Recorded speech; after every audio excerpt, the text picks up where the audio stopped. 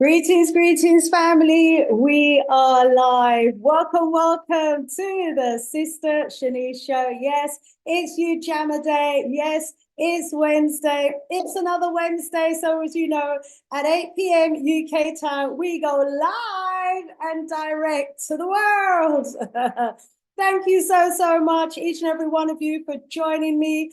Just going to go over to my site and get the link for this evening show so that I can be posting it in the background to those who like to log on directly via the link. So how have you been? How has this strong been for you? Certainly hope that it has been a great one and that you are going to be enjoying the show this evening, that you're going to be staying with us, that you're going to be posting in the chat, letting me know that you're there and how your time over this last strong has been. As you can see, my guest is getting ready to come live. Let me just put my guest, now I can put my guest in the waiting room. There we go. We put our wonderful guest in the waiting room so that he can get ready to come live to you.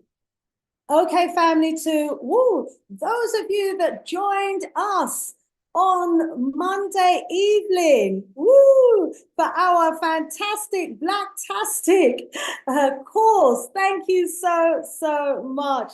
Yes, in case you missed it, in case you didn't know, we've actually started our wonderful study program. So together as a group, we are doing the research. We're unlocking chapters of Black British history, which has been hidden to us. Yes, most of us went through school, college, and university in the UK, America, and across Europe, wherever they have this mainstream miseducation system. And we were taught a history that gave the impression that our history basically just centered around enslavement. They gave the impression that we as a people never had a history outside of enslavement. And now, you know, that we're talking about our history pre-enslavement, I'm noticing some of these Caucasians are jumping on the bandwagon and they're saying, yes, Africans did have a history pre-enslavement. Prior to being enslaved by the Europeans, they were enslaved by the Arabs. So taking our history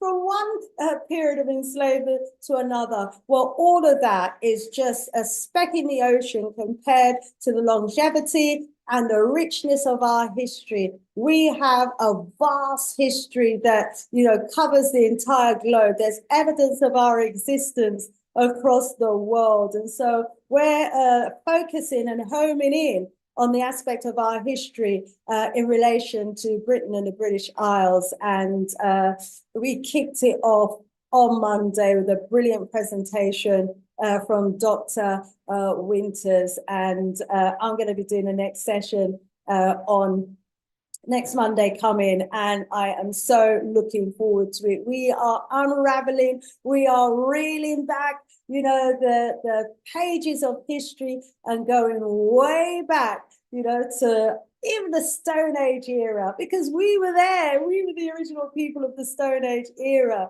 were we not? And so we're going way back to that era. And so to those of you who are on that journey with us, it's a privilege and an honor to have you on board.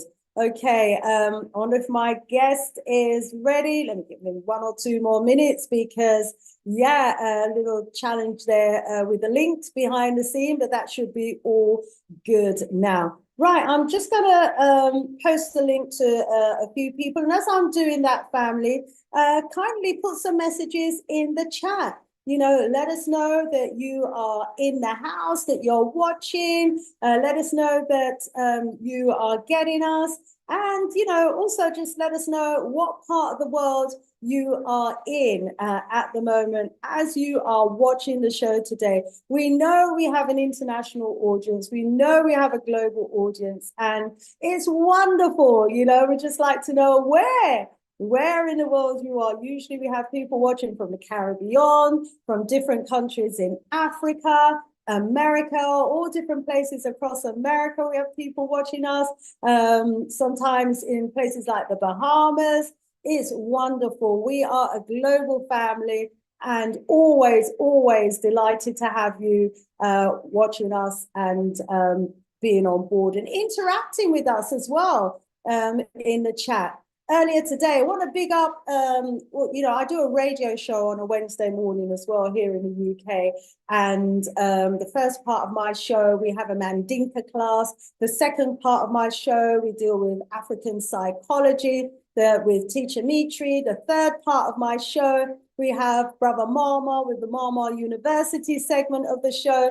And I tell you, these shows are just always on fire.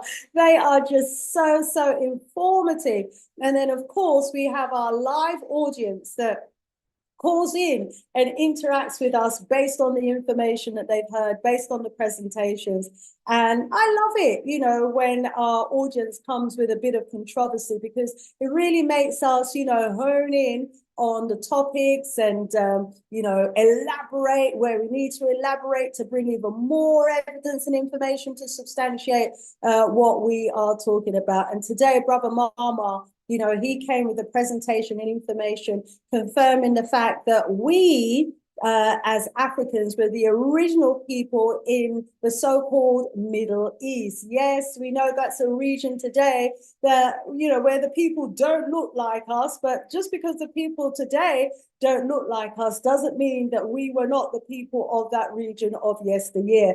And so we had a wonderful history presentation by our Brother Mama, that talked about, our people when they migrated to that area, and talked about the invasions that happened, the genocide, and the race mixing, the whitewashing. And, we had the evidence of the different groups of peoples and images and pictures of how they depicted themselves, and then side by side, you could see images of how we depicted ourselves, and next to it, an image almost identical that had been whitewashed. Our history is just been stolen by so many groups. Anyway, family, let's go backstage and admit our brother Leader Bandaka, who is our guest today. Hopefully he's ready and waiting in the wings. Yes, indeed. There we have our beloved brother Leader Bandaka. How are you? Well done, Sister Kai. Tendai I am richly blessed, my dear sister, and giving thanks and praises unto Mwari Nyakusika, God, the creator of the universe, the God of Africa, who reigns supreme through the spirits of Muzuma Mukuru, our great ancestors. Blessed be your name, your work, your spirit, my dear sister. Tendai Mwari. Thank you so much. Tendai Mwari. Oh, yes. Errol as well. Rise up, Brother Errol, every time. Thank you so much. Oh, family, Brother Leader Bandaka, dynamic Pan-African speaker and leader of the Al-Kabelan revivalist movement. And he is certainly a beloved brother within our community. He is a regular and valued guest on the Sister Shanice show. And so, family, when you've heard him today, you're going to want to seek out more shows and information by Brother Leader Bandaka, and you can go to my channel and scroll through, just put his name in the search and he'll come up.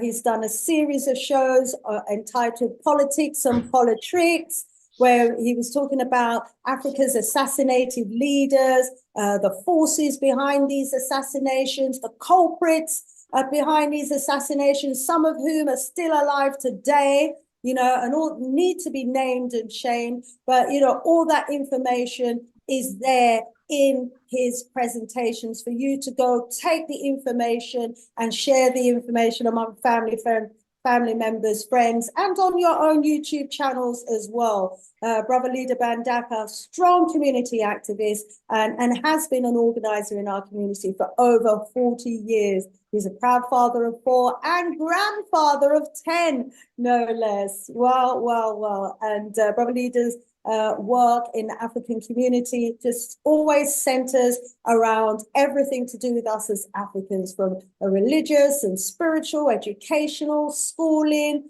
from a Black history and cultural perspective, family dynamics, rites of passage.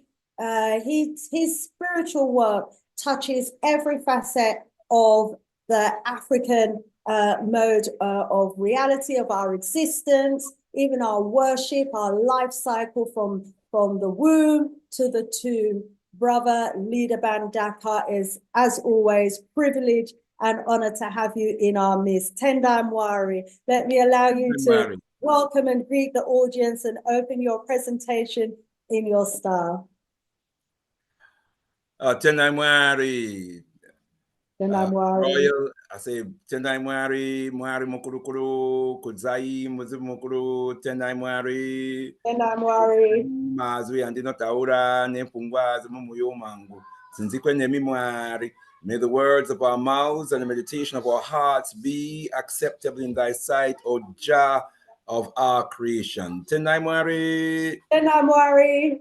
Royal elders, queens and kings, princesses and princes of great Mama Africa, I bring greetings as always in the most precious, powerful and bountiful name of our motherland, Al-Kebulan, Mama Africa, in the sacred spirits of our most gracious ancestors, and in a prayer for oneness, hope, and prosperity for all African people upon the face of Mother Earth. Rumbidzo Kunamwariye Africa, to the God of Africa be the glory. Giving thanks and praises as always unto Mwari Nyakusika, God the creator of the universe, from our great ancestors, for the blessing of being invited on your show, Sister Shanice, with all the wonderful work that you do for our people on a daily basis, the energy that you expend, the love that you exude, the pride and dignity that you share throughout the African world, just to be an African and to be working for African empowerment and African liberation. We appreciate and love you so much for what you do for us. And we hope, my dear sister, that we are reciprocating your great sacrifices and commitment by our commitment to supporting you and continuing to promote your work. So give thanks and praises. Tendai Mwari. Tendai Mwari, thank you so much, Leader Bandaka. The works I do, it's a privilege, you know, to have life, to have breath, to be able to do this works. And, you know, I do it because I feel it's a calling, you know, and, you know, I don't have to. I could stay and just put my feet up and, you know, just let the world go by. But there are some of us who feel that we are convicted to actually doing this works. And so, you know, thank you so much. Do I need to put you in a waiting room for a little while? Is all good behind the scenes? You're on mute, Leader. You're on mute? I think I'll be all right. You'll be all right. Oh, yeah. Excellent. Okay, let me go over to the chat. Let's just see who we've got in the house so far today, so that we can rise up the family in the chat. If you're in the house, let us know. Also, give us a like, give us a thumbs up. You know, we would much love that. So we've got Bossman in the house. Rise up, Bossman. Long time. I'm see your name come up. Good to have you in the house. Zachary in the house as well. Look around to Zachary, watching us from Illinois. Yes, rise up, saying first frequency B1 Black First. Yes, Chi-Town, Illinois.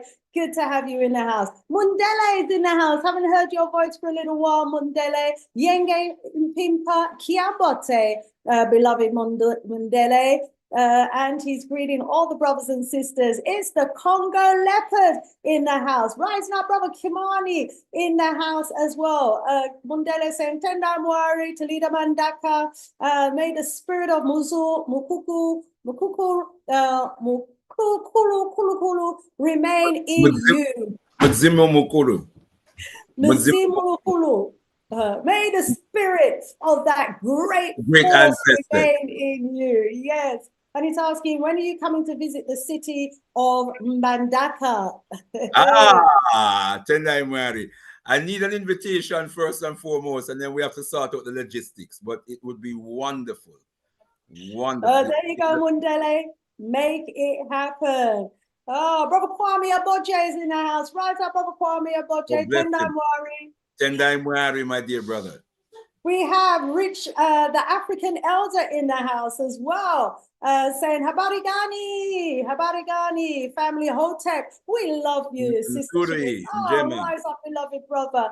Enough love, black at you. Yes, indeed. Yeah, rising up, enough rise up. Sister Afri Jamo's in the house watching us from Ghana. Oh, Sasha Phoenix in the house. My beloved little daughter Sasha's in the house. Rise up, sweetie. Dee Dee's in the house as well. Ches is in the house. And Tenda Mwari, Sister Vanna, my beloved sister from the UK. Rise up. She's watching from England along with Sasha and Nicole. Rise up, each and every one of you. Brother Stephen's in the house as well, the Bajan King. So we have people from Barbados, I love it. The UK, the USA, Ghana is in the house. Congo Leopard is in the house. The family is in the house and coming together. Family, remember, please do give us a thumbs up, okay? So that, it will help our algorithms when people search for us. Rise up, shares. Great to have you in the house as well. Okay, now what a topic we have for a conversation today. Very serious topic it is today because it's been, about 42 years since the incident of 43. That. 43 years. Wow, wow, wow. Since the incident in New Cross. And for those of you who don't know about the incident, you're going to be finding out and learning all about it today. But this incident happened back in 1981, whereby there was a house party, a birthday party happening in a house in New Cross in London. And back in the days, we used to have house parties. We've had parties in the house because, we couldn't afford to have the clubs and they wouldn't let us in their pubs. And so when we'd get together as a people, we'd have parties in our homes. And it was the done thing back in the days, and it was great. We'd have our birthday parties in our house, the christenings, even the wedding after parties were held at home as well. And, but back then, there was a lot of racism in the UK, more overtly so back then than now. They would let us know, you black this, why don't you go back to Africa? Why don't you go back home? Back then, we didn't know that England did used to belong to Africans, actually, and they're the ones who needed to go back to the Caucasus Mountains. But that's another story, that one there. So we used to get blatant racism, and we'd get abused, we'd get chased down the streets, we'd get assaulted by groups of white people that used to go around, in groups to try and find black people who they could attack. So racism was rife at that time. So, we'd come together, we'd stay together in our homes.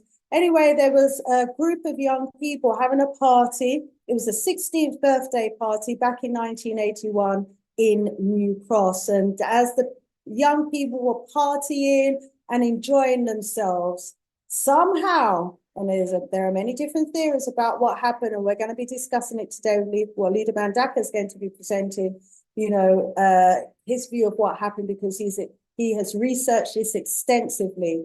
But a fire broke out, and as a result of that fire, 14 young people died. 13, I think, at the party, and another one died shortly afterwards. He was at the party, couldn't live with himself after losing so many close loved ones and committed suicide. So a total of 14 young people from the age of between 14 and 22 lost their lives, that fatal night. And about 20,000 of our people came out in protest about what happened. And until today, there's no justice. We believe it was a racist attack. We believe it was a firebomb that bombed that party. And up until now, we haven't had justice. But we're never going to forget what happened on that fatal night. And we're not going to keep quiet about what happened until we get justice. So tonight, in the month of January, which is, probably 43 years and a week to the day or so of that incident that happened back on the 18th of January, we are remembering those young people, and we are calling again for justice. And let's hope today that there is a solicitor somewhere in the world who comes forward and says, you know what, let me help you fight this case. Brother Leader Bandaka, if I can hand over to you so that you can deliver a presentation to us about your findings following your investigations into this really horrific case. Thank you. Tendai Mwari. First thing is to ask you to screen share, my dear sister. Yeah, just go to the bottom of your screen. You should see a green button that says share screen. Just click that. Yeah. And make sure you've got your presentation open on your laptop. And once you click share screen, you should see your presentation. And if you've got any audio, you might see a little box that says optimize audio. Just click that box as well. And click on your presentation. And it should open. So as our leader looks to do that, let me go back over to the chat and see who else we have in the house. Oh, yeah, Dawn Ruddock is in the house. That name is very familiar. I think that's the surname of, might be the surname of one of the victims, actually. I think the leader will probably do a name call of all of the young people who lost their lives in that tragic fire. Yeah, it was Yvonne Ruddock who was actually celebrating her 16th birthday party. And, you know, that's how, you know, deep the wound is. And that's how, you know, alive the incident still is today. Members of the family still haven't had justice up until now. Let me put Leader in a waiting room just for a moment or two so that he can get his system sorted out, and then we will bring him back to join us again. So Dawn Ruddock, welcome, welcome. Brother Kwame Oboje, 43 years ago, yes. 13 of our young people were murdered, he's saying, in a deliberate fire attack. That most certainly is what most of us believe. Kwame Oboje, 14 dead and nothing said. You know, that is the strapline, that is the logo. And you see, what we have to remember is that back in the days, the police were blatantly racist, blatantly racist. I'm sure all of you remember the case of Stephen Lawrence, yeah?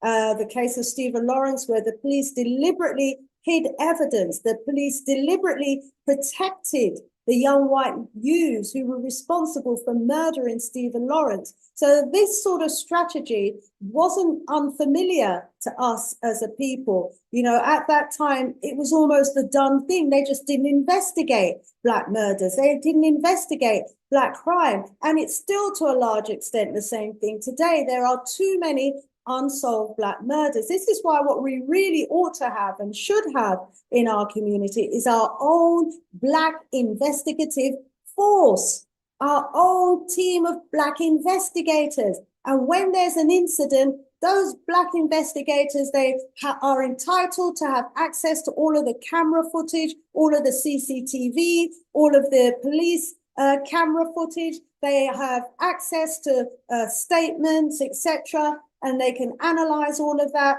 for the victims of the crimes, and then, you know, put a case together on behalf of, you know, the Black victims, and then hand it over to the police for the police to bring charges. Because quite often our cases just are not thoroughly investigated. And there are many of us who believe that this is one such case in which, you know, the police have overlooked evidence, overlooked statements that have brought evidence. You know, in fact, even, you know, to show how close to home this is, my own partner of today, he was at the party. He dropped some people off at the party, and later on, because back in the day, sometimes there'd be 2-3 parties happening. Later on, he went and he visited the, he went back and collected the people from the party. Had he not done so, you know, those friends of his would have been in the party as well. And he, you know, made it clear what he had seen as well. And he gave a statement to the police, but they never came back and followed up that statement. Brother Leader Bandaka. Can you hear me? Yes, hearing you loud and clear. And can you see my presentation? Not yet, not yet.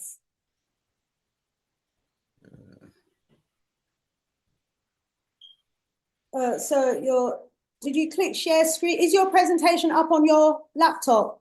It is, yeah. Okay, and did you press share screen? Yes, I did. If you click that now, what are you seeing? Have you got lots of different windows? And can you see one that has your presentation there?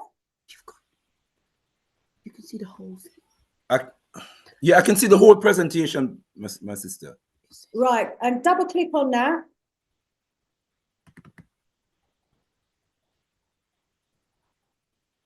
Okay, let me put you back in the waiting room and yeah.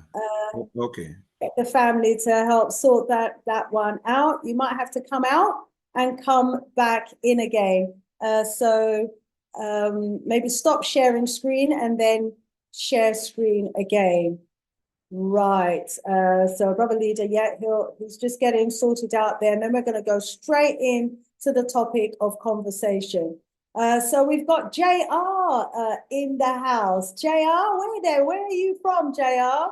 Hey, Christopher, tell us what part of the world you are in and let us know. So family, if you've got any announcements, if you've got anything that you want to post, feel free to put those announcements in the chat. If you've got any events coming up, if you've got a message that you want to share with the family, feel free to put that in the chat, okay? Also, just to let you know that this coming Saturday, I will be doing the community talk show on Galaxy Alfiwi, and I will post the Galaxy Alfiwi Zeno link and put that in the chat at some point during the evening, okay? It'd be wonderful if you were to join me on Saturday at 10 a.m. We always have such an interesting conversation. And if you want to ring up, you know, and bring a topic for us to discuss, you can do that as well. We welcome, you know, hearing from our family members and we want to know what's happening in your part of the world. You know, wherever you are, just tell us, oh, Great Safari is in Harlem, New York City. We've got New York in the house. Oh, when I say New York, it makes me want to sing that song. And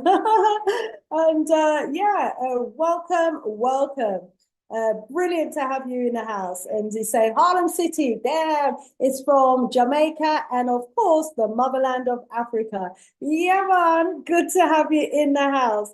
And so I've just posted the link there to Galaxy Alfiwi, the only debrainwashing station. Okay, let's go back over to Leader Bandaka and see if he's all set with the presentation and rearing to go. Let's hope so. So yeah, family, feel welcome to post in the chat. Okay, Brother Leader, how are you doing? You're on mute. Yeah, can you screen share again for me, please, sis? Oh, I shouldn't need to screen share, beloved. Okay, hold on. I'll tell you what you do. WhatsApp me the presentation. WhatsApp me the presentation. I'll download it and share it from this end. And then I can click it from this end. Yeah. Is that okay? No. Can you hear me, sis? Yes, hearing you loud and clear. I'm hearing that wouldn't work. You can't send, can you email it to me? Can you email me the presentation? We can try. Yeah, you can email it or you can just get it to me. Yeah, that's okay. Well, while we're waiting for that to happen, I'll send you an email address to send it to as well. Please, Brother Leader, just tell us a bit about the works that you've been doing in our community, and we'll get things organized backstage. Let me bring you forward. Let me get this. Yeah. Tenai Mwari. Yeah. Tenai Mwari. Well, giving thanks and praises, my dear sister. I'm sorry about this. No problem. Yeah. He's been Well, fantastic. the Al-Qibla Revivalist Movement is the organization of which I'm blessed to be a member, blessed to be the spiritual leader of that organization. We are a liberation movement that is based upon an African-centered spiritual cultural philosophy called Al-Qibla and Liberty, meaning living according to the divine teachings and traditions of our mother culture. And we adhere to the philosophy, the nationalist Pan-Africanist philosophy of the most eminent prophet and king, His Excellency Marcus Messiah Garvey, and his queens, Queen Mama Amy Jakes, Queen Mama Amy Ashwood Garvey, and his spirit and mission child, the eminent prophet and king, Papa Omowale Malcolm X. And so we work daily for the upliftment, for the empowerment, and for the liberation of our people. And we do that through our we have our spiritual program, we have our political program, we have our economic program, we have our educational program, and our spiritual program includes a monthly Shumira, which is a monthly traditional worship where we gather at the communal shrine to give reverence to the Creator and our ancestors, and to rescue and reconstruct our spiritual and cultural traditions, to lay that kind of foundation for rescuing and reconstructing our spiritual and cultural traditions. We have something that we also call the life cycle blessings, where we have a range of life cycle ceremonies, from naming ceremonies for babies, initiation ceremonies for young people, young men, young women coming into adulthood. We have marriage ceremonies, passing over ceremonies for those who have joined the ancestors, otherwise known as funerals, where we bless the soul of those who have gone on to the realm of the ancestors. And it's all about putting back in place all of the elements of our spiritual systems and our culture, which we consider to be the beginning of our freedom, the beginning of our liberation, the beginning of our empowerment, is to reclaim, to rescue and reconstruct our traditions, that which defines us, that which is the source from which we get our strength and get our power, that which recognizes our divinity as a people. And we realize that that is the foundation of our empowerment, that which binds us together. You know, as the saying, as Baba Asa Hilliard says, culture is the glue that binds the people together.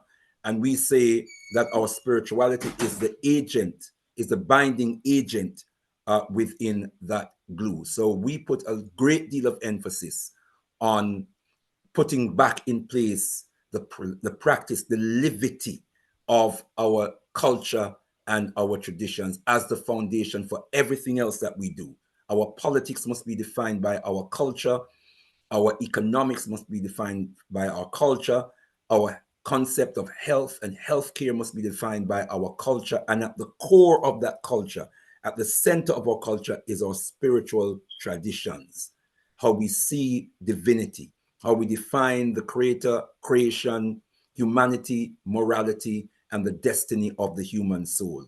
Those are fundamental to any people, but in particular, fundamental to African people. If we can't define for ourselves the concept of the creator, the creation, humanity, morality, and the destiny of the human soul, then someone else is defining that for us. And so they are in control of our worldview, our entire worldview, our entire perception of being, our entire concept of being, our entire concept of creation, the creator. They define that for us. And that means that they control us, mind, body, and soul. We've got to take that back. We've got to take back that control.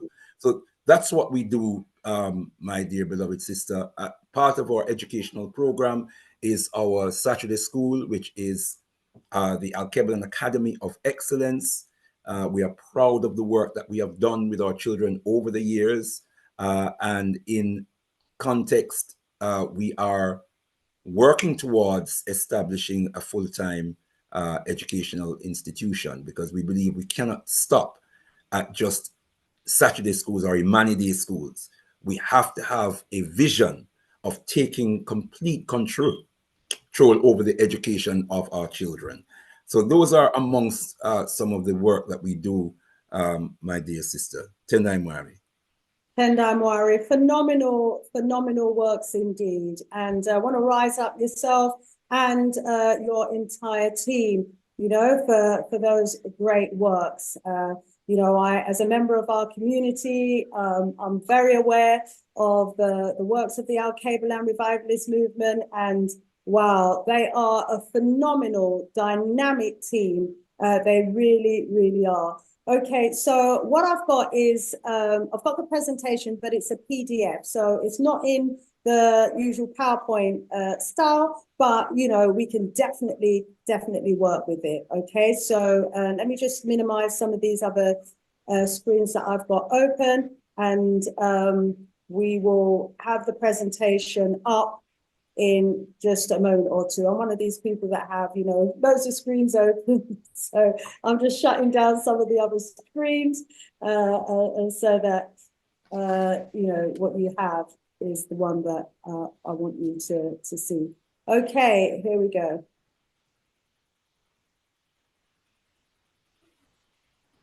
Right. Are you seeing the presentation there, leader? Are you seeing the presentation, leader? Because I'm not hearing you now. Tendai Mwari. Yes, I can, my dear. So sorry, Excellent. I was Oh, wonderful. How can I get rid of this? Okay. Over to you, brother leader Bandaka. Okay, give thanks and praises, my dear sister. And I want to say Tatenda, Medasi Papa, thank you so much to you for your patience, Sister Shanice, and to our beloved and treasured brothers and sisters who are participating, who are present in this virtual hall of faith and hall of learning as we strive to continue to empower and enlighten ourselves as African people. Today we are dealing with the issue of the New Cross Massacre.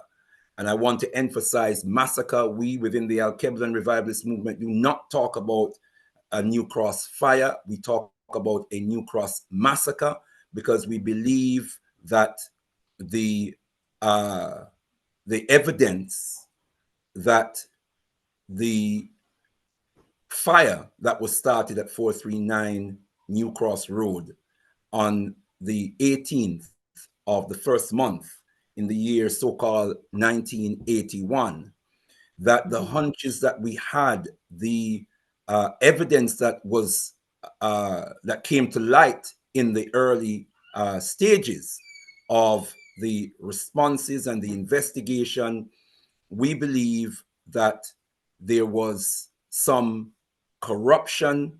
We believe that the whole investigation process was shrouded in corruption, and in particular racist corruption that obstructed a process that could have unearthed the truth about what happened on that night.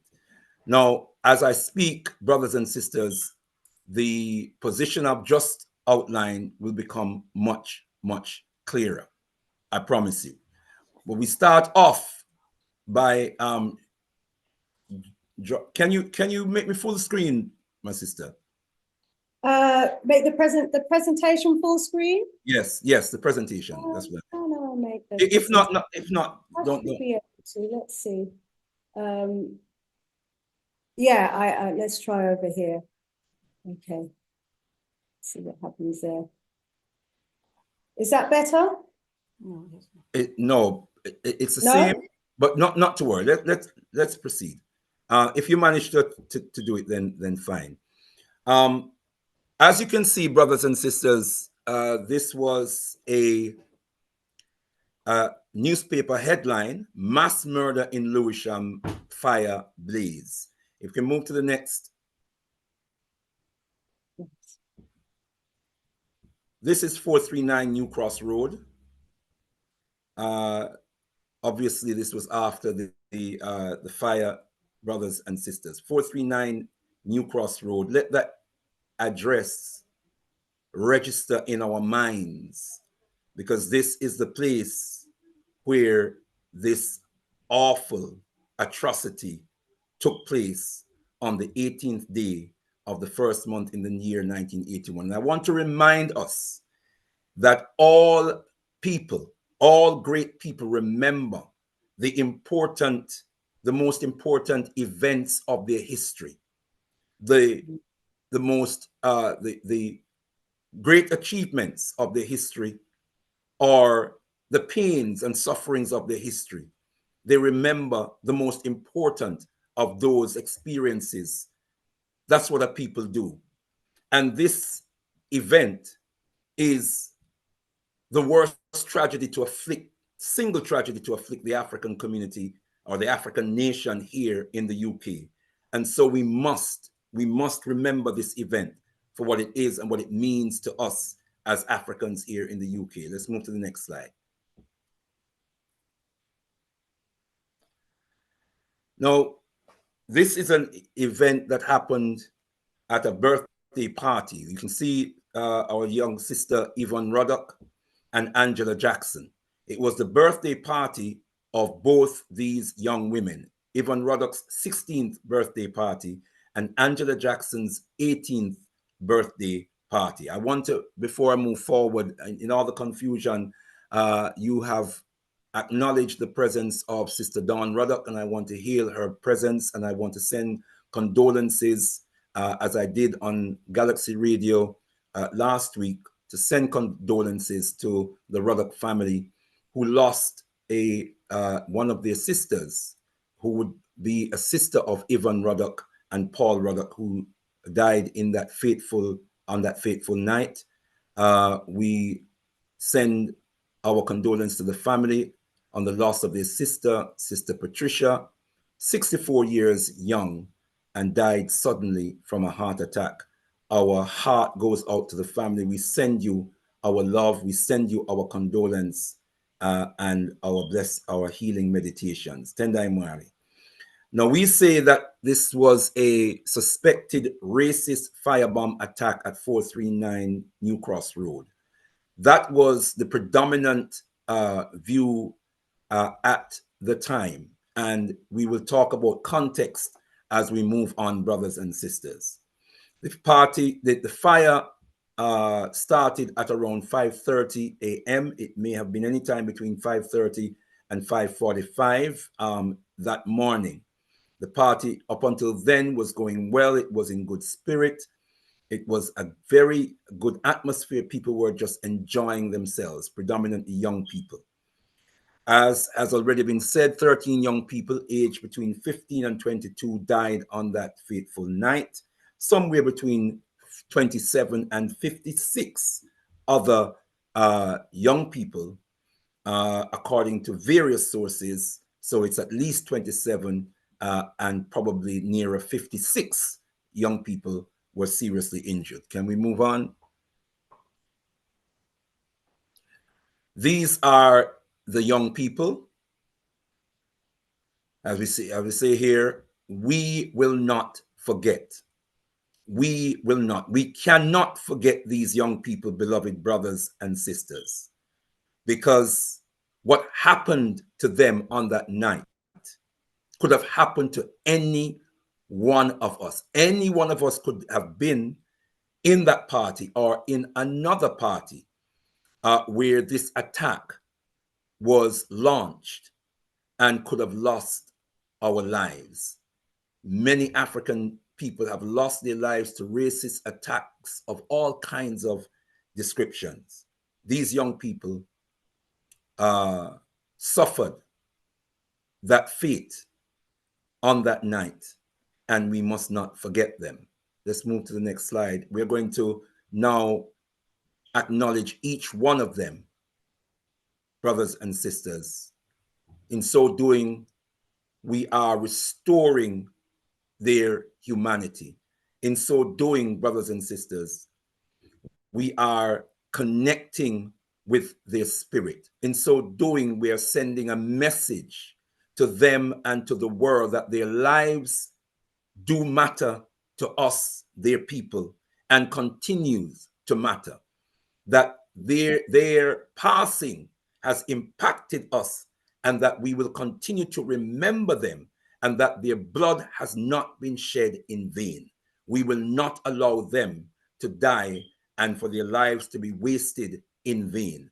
We are going to call their names. We are going to celebrate their spirits. We are going to evoke their spirits, and we are going to build a nation in their names so that they were never, ever forgotten. So we remember Yvonne Ruddock, age 16, and we have her date of birth there, beloved brothers and sisters, but I will just say the age. Let's move to the next one.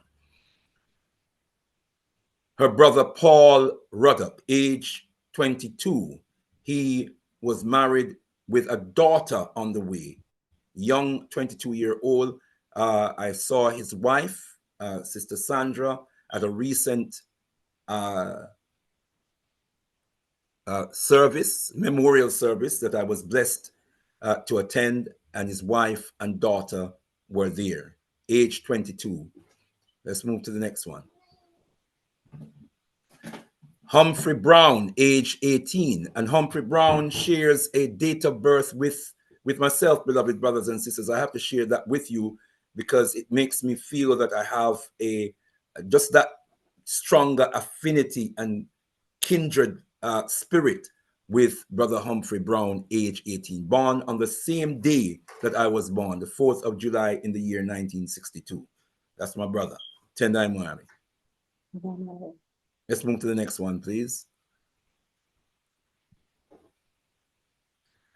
We have Peter Campbell, age 18. We will remember him. Next one, please. We're going to move a little bit quicker. Steve Collins, age 17. We will remember him. Ashe. Patrick Cummins, age 16. We will remember him. Ashe. Jerry Francis, age 17. We will remember you. Ashe. Andrew Gooding, age 14. We will remember you. Ashe. Sure. Lloyd Hall, age 20. We will remember you. Ashe. Sure. Roslyn Henry, age 16. We will remember you. Ashe. Sure.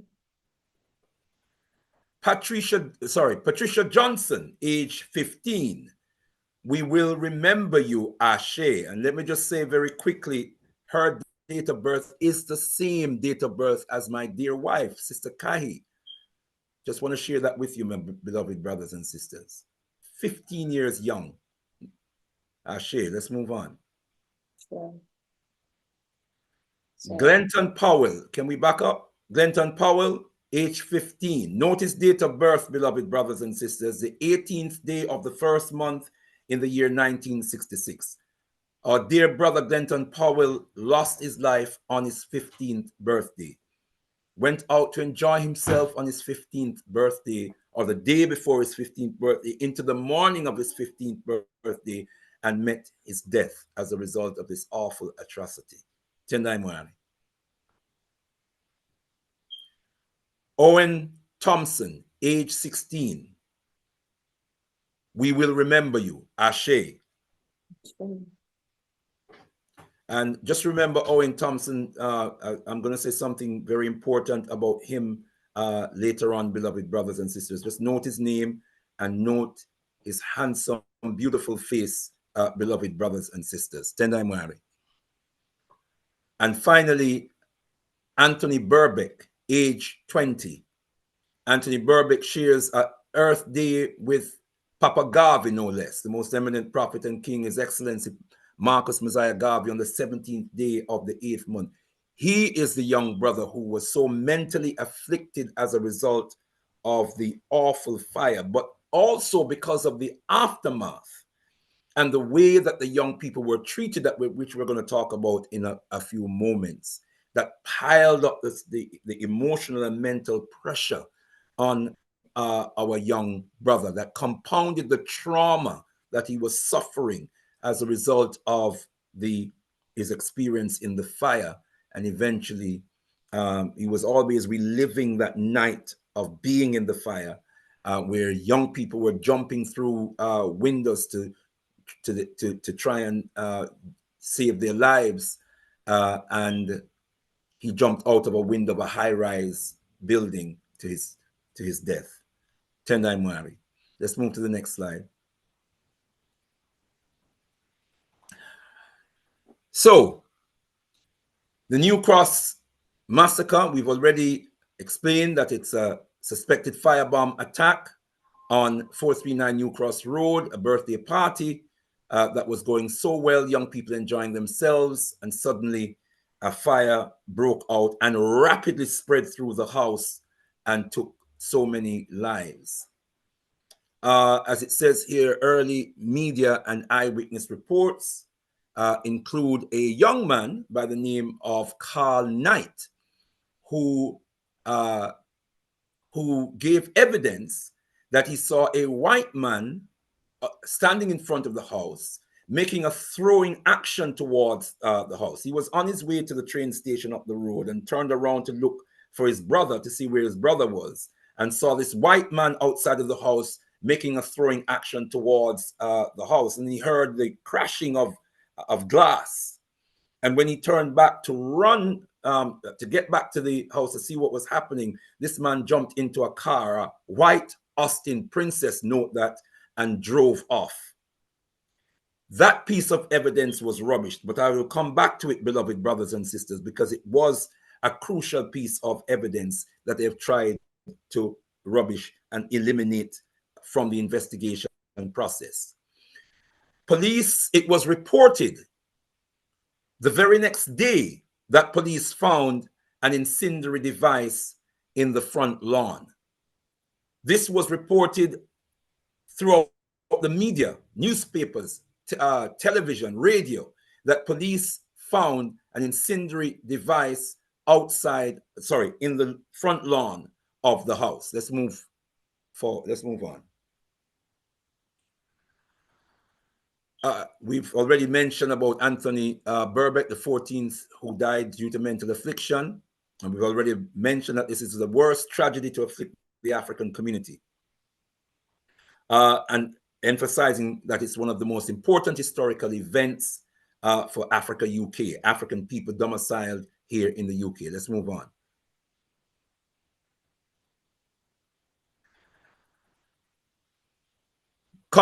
By way of context, brothers and sisters, it's important that we understand that this happened in Lewisham, which was a notorious hotbed for the National Front and the British movement, and other neo-Nazi organizations were rampant in Lewisham at the time. Violent assaults on African persons, just walking the streets, especially at nights, were common. Arson attack on homes, nightclubs, community centers, and businesses was common in Lewisham at the time. Let's move on.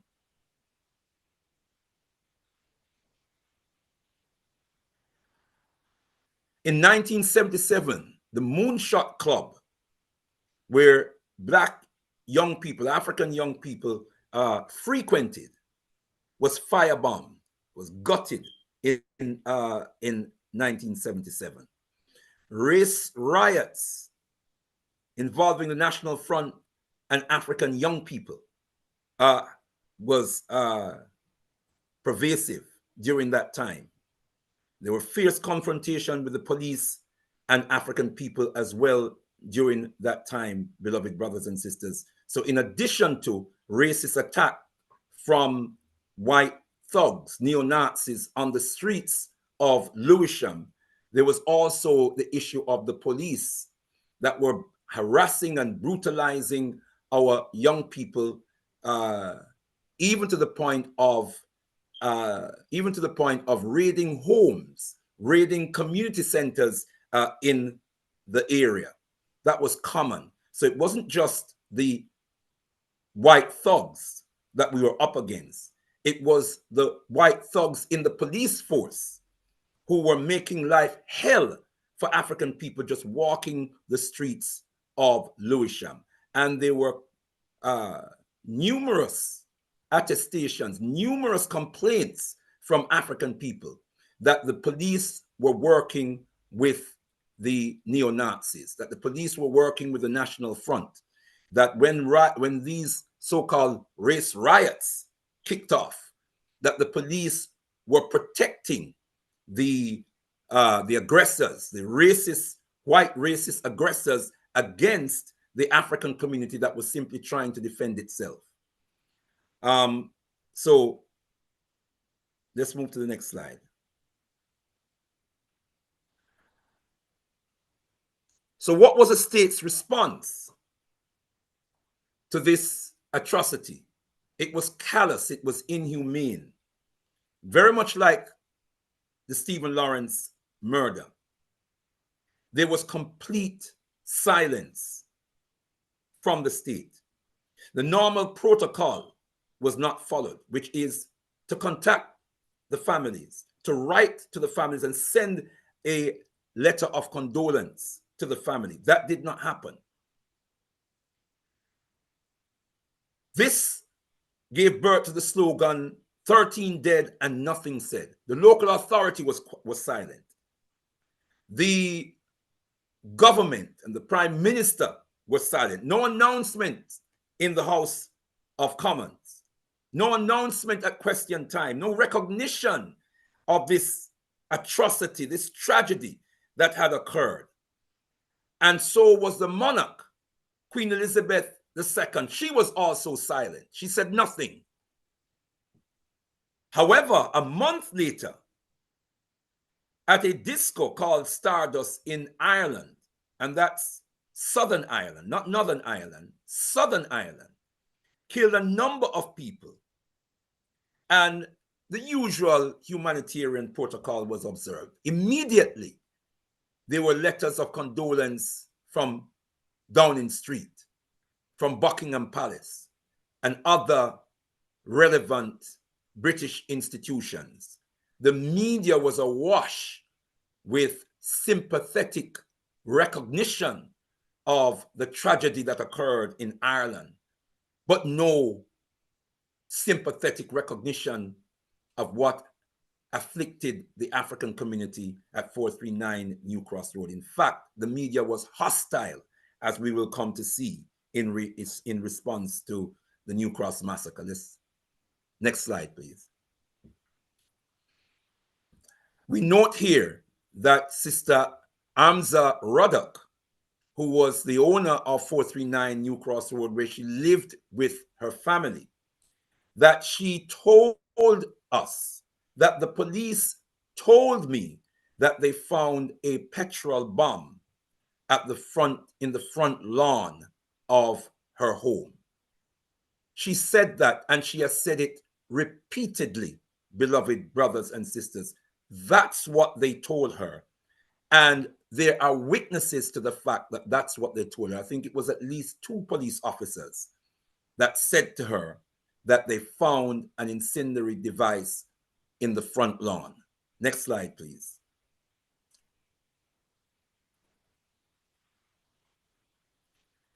This is the character who was in charge of the case. He was heading up the investigation, and a very interesting character, as we'll come to find.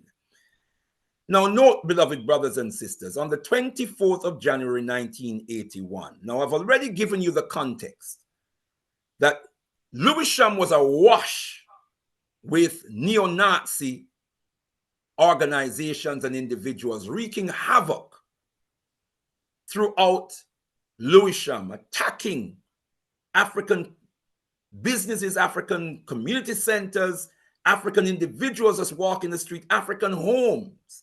Feces were being put through the letterboxes of African homes. And 6 days after the atrocity, 6 days later, even after informing the nation that an incendiary device was found, he comes on television and he says, I don't feel, he was asked a question, what motive, what evidence do you have as regards a motive for this crime? And he said, I don't feel that there was any racialism. Neither do I feel that there was any aspect of outside political extremists. 6 days later, beloved brothers and sisters, based upon what? He wasn't saying that the evidence suggests. For what we have uncovered thus far, there appears to be no evidence of racialism. There appears to be no evidence of outside political extremists. He says, I don't feel. You're supposed to be investigating a potential crime. That's right. And you're going with your feelings. I don't feel, beloved brothers and sisters. Think about that for a moment. When you are in a rabid, racist community, race riots had occurred in Lewisham. There was an incident, one particular incident that was called the battle for Lewisham, where white racists went on a rampage to throw African people out of Lewisham, and we had to fight for our lives. That was the context in which African people were convinced that this was a racist attack, not least because the police had informed the press that they found an incendiary device in the front lawn, not least because our brother Carl Knight gave evidence that he saw a white man making a throwing action towards the house and heard the crashing of glass, and then saw that white man run into an Austin Princess and drove off. We'll come back to that, beloved brothers and sisters. But I'm spending a little time on this Commander Graham Stockwell. I want you to mark his face, because he's going to come back to us later on, and you'll understand why. Very suspicious character. But these words alone should evoke suspicion. I don't feel. Who are you protecting? Who are you protecting, Commander Graham Stockwell? That you put aside evidence, you put aside protocol, which is to rely on evidence, and go with your feelings instead. Let's go to the next slide.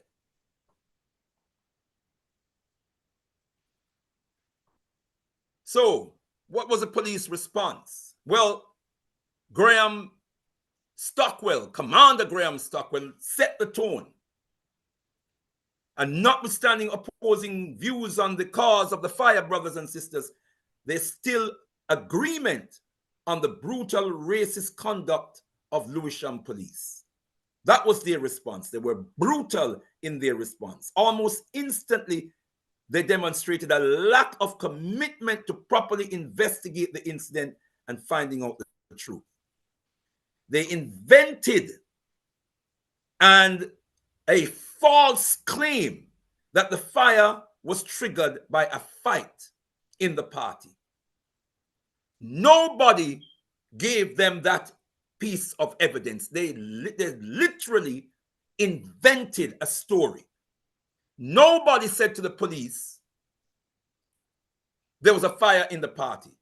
Sorry, there was a fight in the party. Indeed, there was no fight in the party. The party went very well. The spirit of the young people was good. It was positive. Everyone was enjoying themselves. So that this was a complete invention, beloved brothers and sisters. There were no material witnesses who gave such evidence. Let's move on.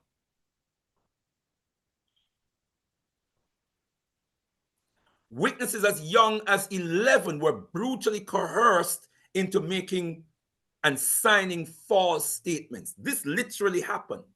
Young people are giving statements to the police, and the police are arguing with them that that's not what happened. This is what happened, and put statements in front of them and coerce them into signing statements that they did not write. Young people have attested to the fact that this is what happened to them. Now, the protocol is that a crime happens and you have witnesses, and especially if there are witnesses who are survivors of the crime, who would be traumatized because of the nature of the crime and how it impacted on them. The protocol is you look after the witnesses to enable them to provide you with evidence of what happened. You help them to clear their minds. You treat them kindly. You get professional help if you need professional help, so that the survivor who is traumatized can help, the professional person can help the survivor, who is also a material witness and therefore of immense value to your investigation. You look after the witness. You don't coerce the witness. You don't compound the trauma of the witness, because you disable the witness when you do that. And when professional police officers do that, you have to seriously ask the question, is this deliberately to disable the witness? And if so, what is your motive? The same thing happened in the Stephen Lawrence case. They did the same thing to Dwayne Brooks. They did, who was a material witness, the only close material witness, who was also a survivor. They treated him brutally. The same thing happened to Nathan Adams, the brother of Roland Adams. He also testifies to the treatment that he had from the police. So this was the modus operandi of the police officers, which smacked of perjury, the intent to pervert the course of justice. That was evident almost from the outset, that there was a plan in place to pervert the course of justice. Police failure. This failure by the police deserves, we argue, deserved and still deserves a public inquiry, just like the public inquiry into the Stephen Lawrence case. Next slide, please. Here is one of the witnesses, our brother Robert Mackenzie. And I want to say, beloved brothers and sisters, one of the things that I'm mindful needs to be done is that we need to get the names of every single survivor of the New Cross Massacre. We, just as we have the names of the fatal victims, we need the names of every single survivor so that we can also remember them, because many of them are suffering emotionally, mentally, spiritually, physically today as a result of the injuries that they suffered on that night. And they've had no support. They've had no support, little or no support, beloved brothers and sisters. And Brother Robert Mackenzie shares with us. He attests. They gave me no respect. And I felt like I had been arrested. They didn't want to listen to the truth. They refused to listen to me. When I told them that there wasn't a fight, they had their version of events. And I felt I had to go along with them. In the end, I caved in and told them what I thought they wanted. Next slide, please. This is Sister, and by the way, I've had the pleasure of meeting Brother Robert, And I only met with Sister Denise Gooding last week at the memorial service, beloved brothers and sisters. Beautiful sister that I had the opportunity to meet. And these are her words describing her experience. They were sort of shouting and telling me that if I didn't tell, she was 11 years old. 11 years old, beloved brothers and sisters. She had two other brothers who were at the party. I want to just mention her brother Richard, who I had the opportunity to meet as well, and her brother David, who I also had the opportunity to meet. They were sort of shouting and telling me that if I don't tell the truth, they'd put me in a cell. They're telling this 11-year-old child who is trying to, and by the way, she was in hospital. And it was when she came out of hospital that these vultures swooped upon her and started to coerce her into saying or into corroborating the version of events that they had invented. I was trying to explain that this was all I know, but they were saying, don't you see, didn't you see a fight? You did see a fight. So they're telling her you did see a fight. Next slide, please. Basically, it's like I was giving them the statement, but they were totally twisting it. Did you hear that, brothers and sisters? I was giving them the statement, but they were totally twisting it. And whenever I said whatever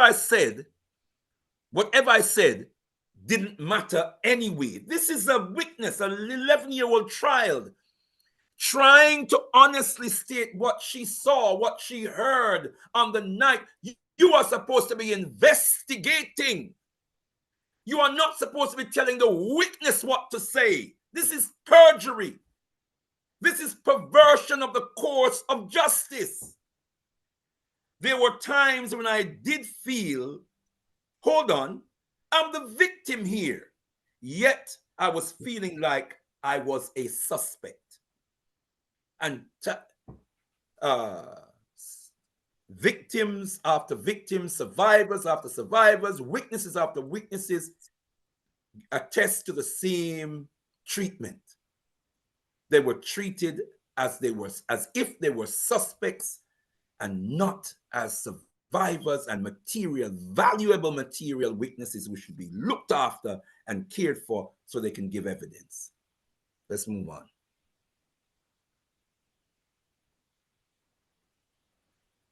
Let's look at the response of the media, which we are clear is the propaganda machinery of the state. The media is a propaganda machine of the state. They are, brothers and sisters, the loudspeaker for the state. They are the amplifiers of the state narrative. And they were vicious. They were fascist in their reporting of the New Cross Massacre. They had no regard for the truth. They didn't speak to the victims, the survivors, the witnesses. No.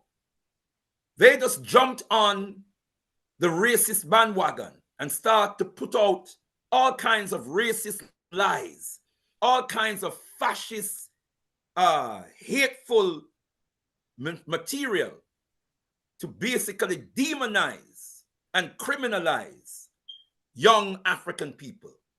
There was no empathy, no recognition of African humanity, beloved brothers and sisters, whether from the government, from the monarchy, whether from the local authority, from the police and all of these other institutions, local institutions and national institutions, did not recognize African humanity, had no empathy for African suffering. Next slide, please.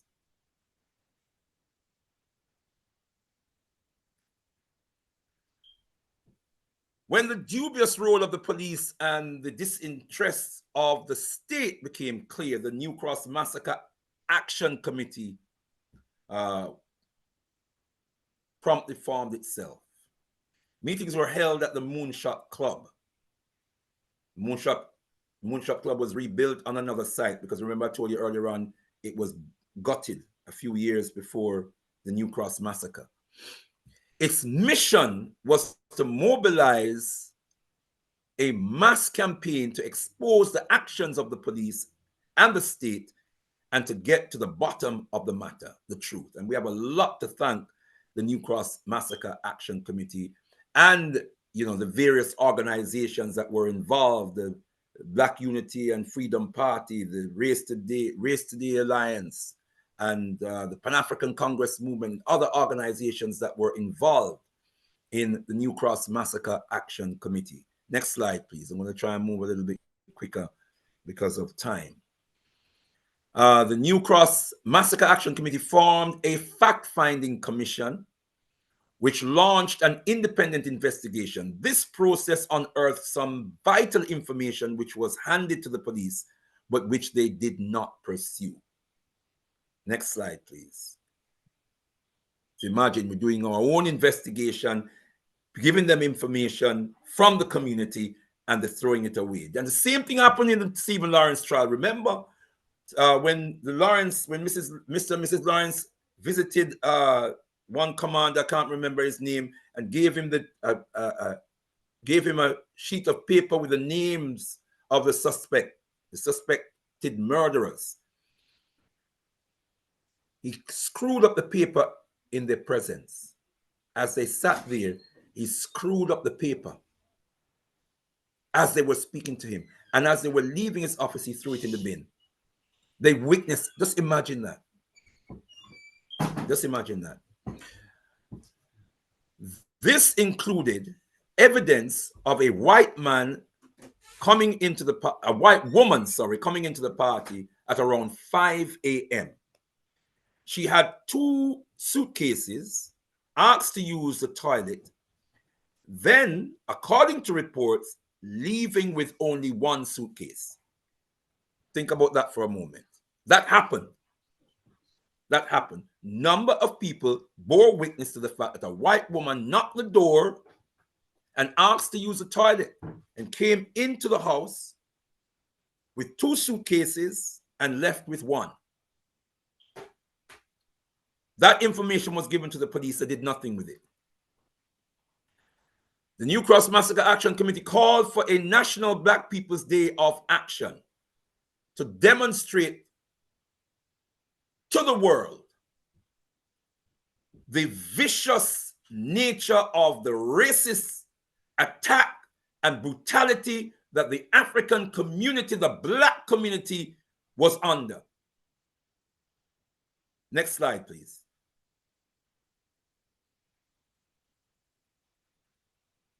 The National Black People's Day of Action was held on March the 2nd, 1981.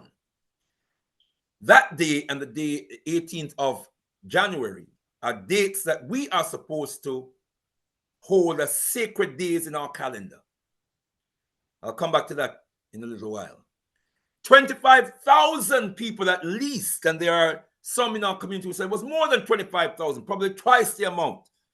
Baba Herukuti, for one, of the elder of Galaxy Radio, says it must have been at least 50,000 people because it was a massive outpouring from the African community. People left work. Children left school, scaled the fence of their school to join the march. Some people lost their jobs because their employers told them they dare not go on the march. They said, keep your job, right? The declaration of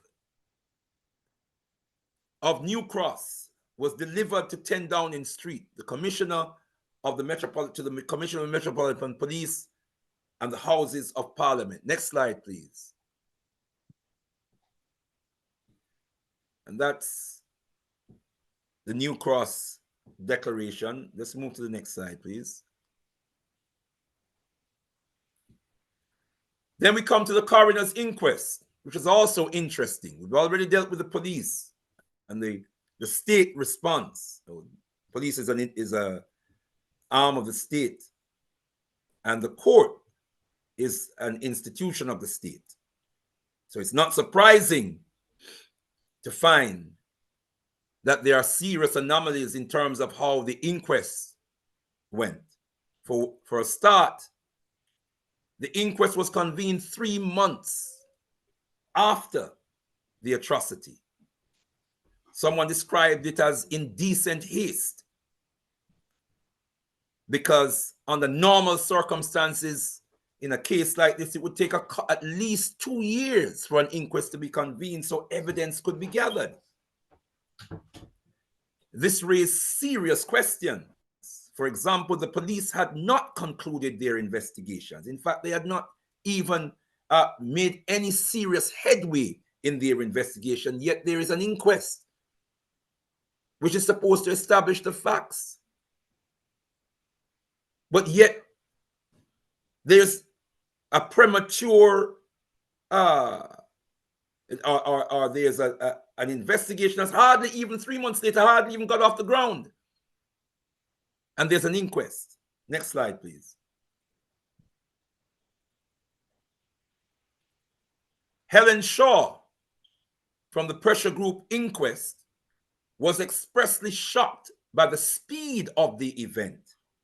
She contended if police were investigating a controversial, serious case like this, it would take up to 2 years or even longer before an inquest would be called. To me, it seems as though the authorities just wanted to hurry things up so the whole issue could be shut away and forgotten about. Why did they want to shut away and forget about this? What were they covering up? I mean, beloved brothers and sisters, if I am covering up, an incident happens, and I am systematically covering up the truth and making up another story, you would have a right to assume that I am the guilty party, or someone close to me is the guilty party. I know full well what happened, but I have a vested interest in covering up the truth by obstructing any investigation, any process that would take us to the truth, and making up another story as a decoy to send you off the trail. It means I've got a vested interest in this corruptive process. Next slide, please. Why else do you cover up the truth? Reportedly, crucial evidence was suppressed by the coroner, and the coroner was one Dr. Arthur Gordon Davis, whose summary was heavily directed towards the fire being accidental. The jury then returned an open verdict. Beloved, what if I told you that Dr. Arthur Gordon Davis did not take notes, according to reports, did not take notes in the trial, that in his summing up, he was reading from the evidence of the police, and he used that to sum up his case and hardly made reference to what the material witnesses who were there on the night said. Next slide, please. All of this happened, this happened in the inquest. They played out this thing about this fight that supposedly happened. And witness after witness came and gave evidence. I did not make that statement. The police forced me to sign a statement saying that there was a fight in the house. There was no fight in the house. I was threatened with imprisonment. I was threatened that I would be kept in the police station all night, and I couldn't take it anymore. And so I signed the statement the police wanted me to sign. I said what the police wanted me to say. Witness after witness came to the inquest and said that. The victims' families were expressly appalled and challenged the procedure. The High Court, now there was an appeal to the High Court, and the High Court, listen, brothers and sisters, accepted that the summing up was inaccurate. The coroner's summing up was inaccurate, but upheld the verdict anyway and refused to overturn it. The High Court, it means that the decision, if the summing up was inaccurate, the judge in his summing up is directing the jury. That's a very powerful thing.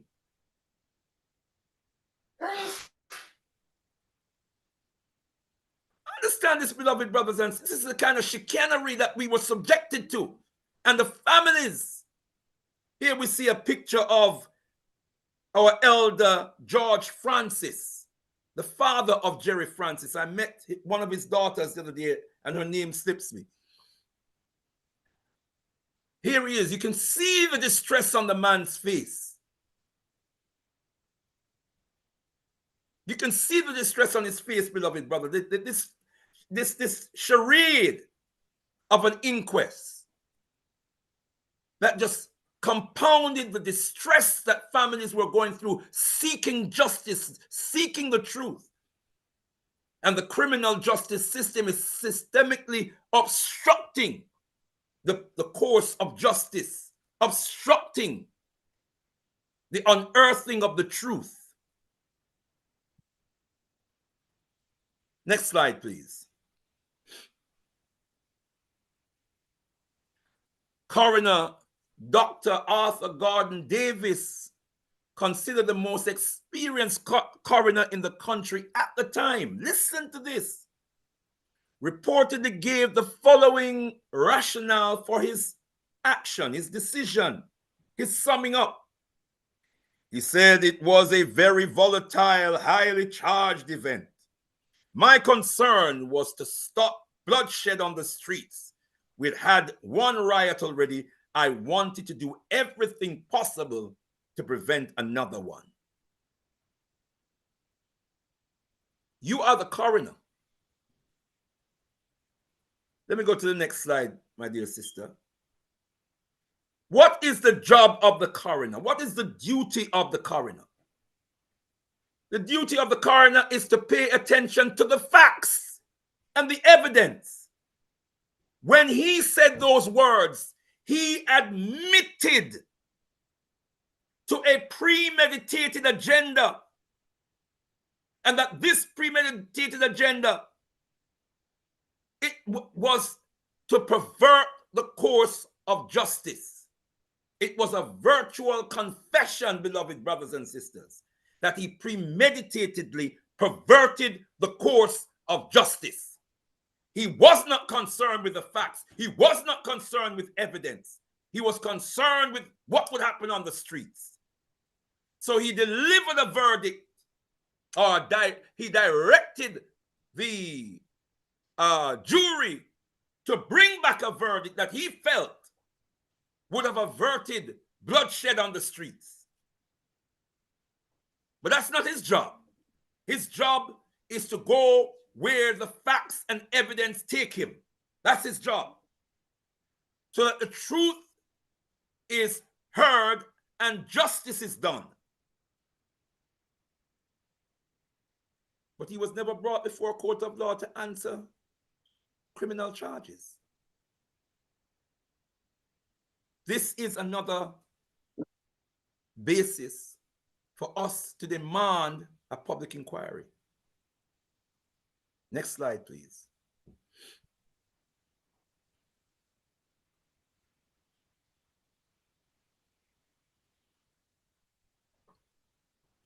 Oh, beloved brothers and sisters. Then there was a second inquest. The second inquest happened in 2004 and resulted in another open verdict. By the way, at this inquest, they discarded the notion of the fight in the house. That was thrown out in this second inquest. But nobody asked the question, where did the story come from? Nobody was tried.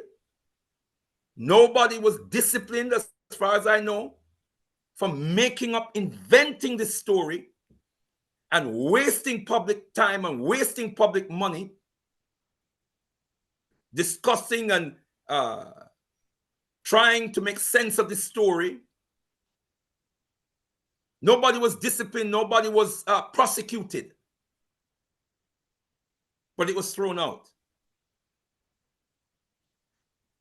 The inquest also eliminated racially motivated arson.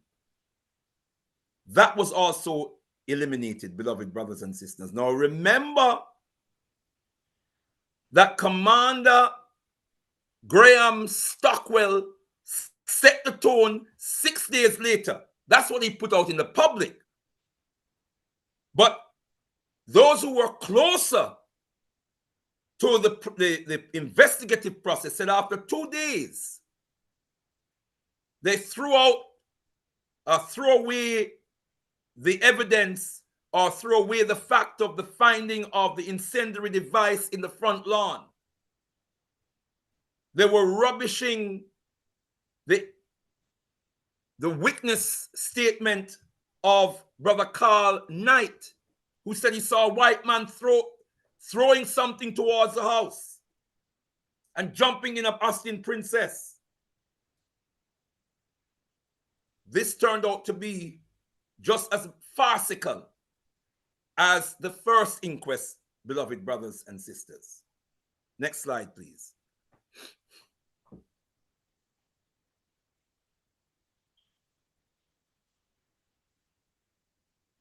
Just to say very quickly that in 2011, we had the 30th anniversary observance and celebration of the Black People's Day of Action, which we call the National Black People's Day of Action. There was an event on the 14th of January where, remembering the New Cross fire, it was held at Albany Theatre. And then on the 18th of January in 2011, Nubian Jack Community Trust unveiled a commemorative blue plaque at 439 New Cross Road. I should say in that same year, beloved brothers and sisters, that a forensic report was produced on the New Cross fire, where that forensic report said that the fire started from inside the party. It started with a sofa near the window of the front room, a sofa in the front room, that somebody deliberately lit a fire in the front room. Isn't it interesting? Isn't it interesting that this forensic report underscores the chicanery of the fight in the front room that was supposed to have started the fire? I mentioned Owen Thompson. You remember Owen Thompson? Mm-hmm. Young, handsome Prince Owen Thompson. And I asked you just to remember his face and his name, because he was the person that in the police story, in the police narrative, it was him who was jealous of some girlfriend who started the fight and started the fire. So by implication, Owen Thompson started the fire, went back upstairs, jollying himself while the fire is going on downstairs. That's what we were expected to believe, right? But if you look at the in the final analysis, the forensic report is basically underscoring what the made-up story of the fight in the front room where the fire was supposed to have started. And that's important. Next slide, please.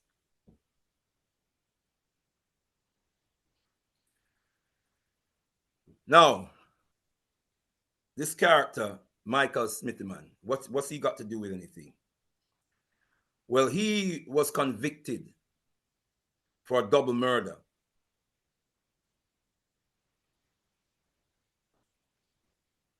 In Kent, where he murdered his girlfriend, and he committed another act of murder, which was a contracted act of murder. This character in 1991, whilst in prison, sorry, brothers and sisters, whilst in prison serving time for a double murder, made a disclosure in prison that he was involved in setting the fire at he was involved in the New Cross fire. He was being investigated as a result of the disclosure that he made in prison.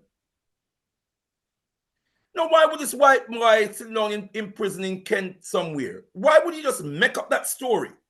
This random white boy just make up the story. That, oh, by the way, I was involved in apparently he has been involved in a number of murders, some of which are contracted murders. And this contracted murderer, contract murderer, is saying, by the way, I was involved in starting the New Cross fire. And he was being investigated. And in the process of that investigation,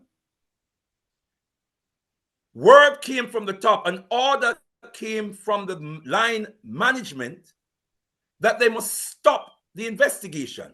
Police officers who were involved in the investigation, some of them could not understand why, because they felt they were making progress. They felt that what they were unearthing was credible, but they were instructed vigorously to stop the process of investigation. Some of them left the force, or one or two of them left the force, because they could not make sense of why they were prevented from pursuing that line of investigation where this character, out of the blue, stated that he was involved in the New Cross fire. Next. Maxwell Michel Confit. Who is he? She. And what's the relevance of this to the New Cross fire? What is the connection? Well, this is actually a man who, let's say, was a trans woman, who had become a trans woman, according to them, who was murdered in 1972. And a fire was set in the house where he was murdered. The investigating officer who took the person who was investigating, that process of investigation resulted in 3 young men being convicted. Eventually, that conviction was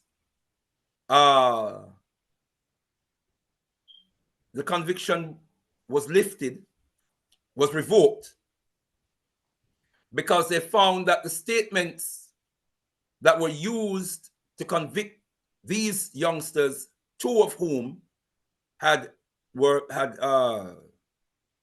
were educationally subnormal, that the convictions, the statements that were used to convict them were false statements, they were not safe. And as a result of that, they were eventually acquitted. The conviction was repudiated. Let's go to the next slide.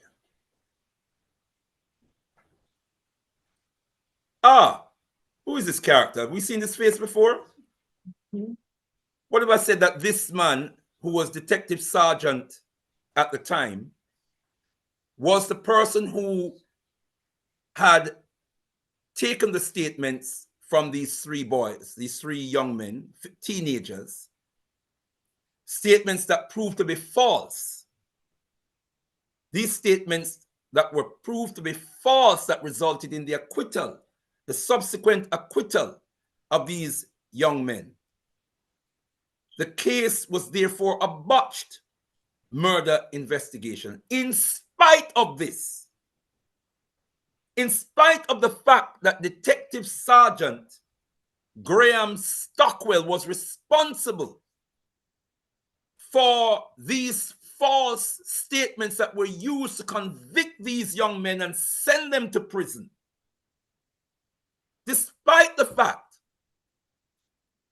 that these cases were found to be false and they were released from prison, he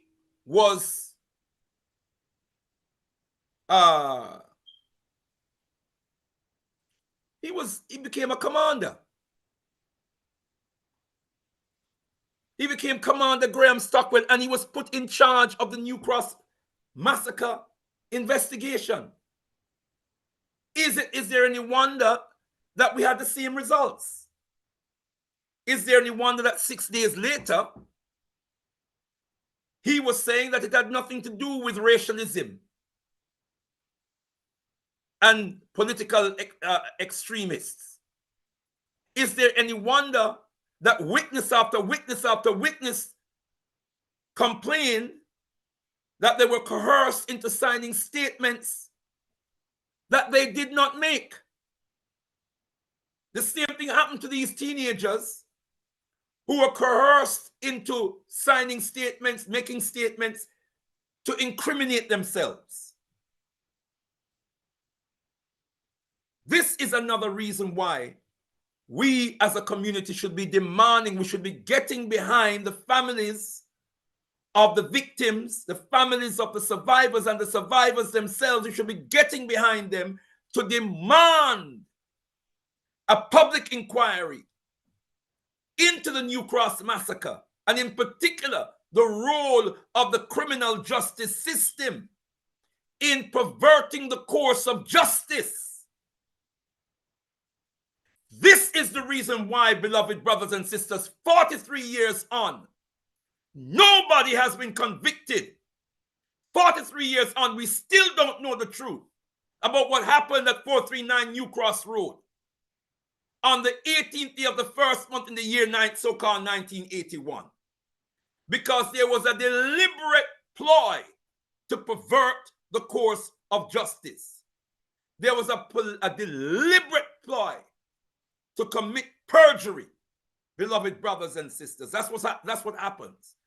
And there's enough information, there's enough facts and evidence to justify us demanding a public inquiry. The people of Hillsborough, if they did not push and demand, they would not have made the progress that they eventually made. And it took decades, beloved brothers and sisters. The victims of Bloody Sunday and their families in Ireland who were shot down by British soldiers, the truth would never have been known if they did not push and demand, and it took decades. It took decades. Now we see this post office scandal unfolding in front of our faces, beloved brothers and sisters. But the truth is now coming out. Why?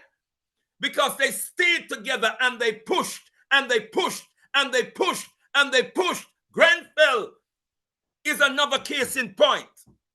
So why is it that the New Cross Massacre, why have we gone quiet? Why have we gone silent while our people are suffering? No justice and no peace in their souls, no peace in their minds. Beloved brothers and sisters, because they have suffered and nobody knows the extent to which they have suffered. They have suffered and they have had no justice. And as we say, no justice, no peace, that also relates to peace of mind. Because when you have suffered such atrocities that has traumatized you for the rest of your life, and you have no recognition of your suffering, no compensation, no reparations for your suffering, it compounds your suffering. Our people are suffering. The survivors are suffering. Families have been torn apart. Lies have been told on individuals who have been accused, wrongfully accused, of complicity in causing the fire at 439 New Cross Road. The police were doing a dirty job. There's no question about that, beloved brothers and sisters. Just like in the Stephen Lawrence case.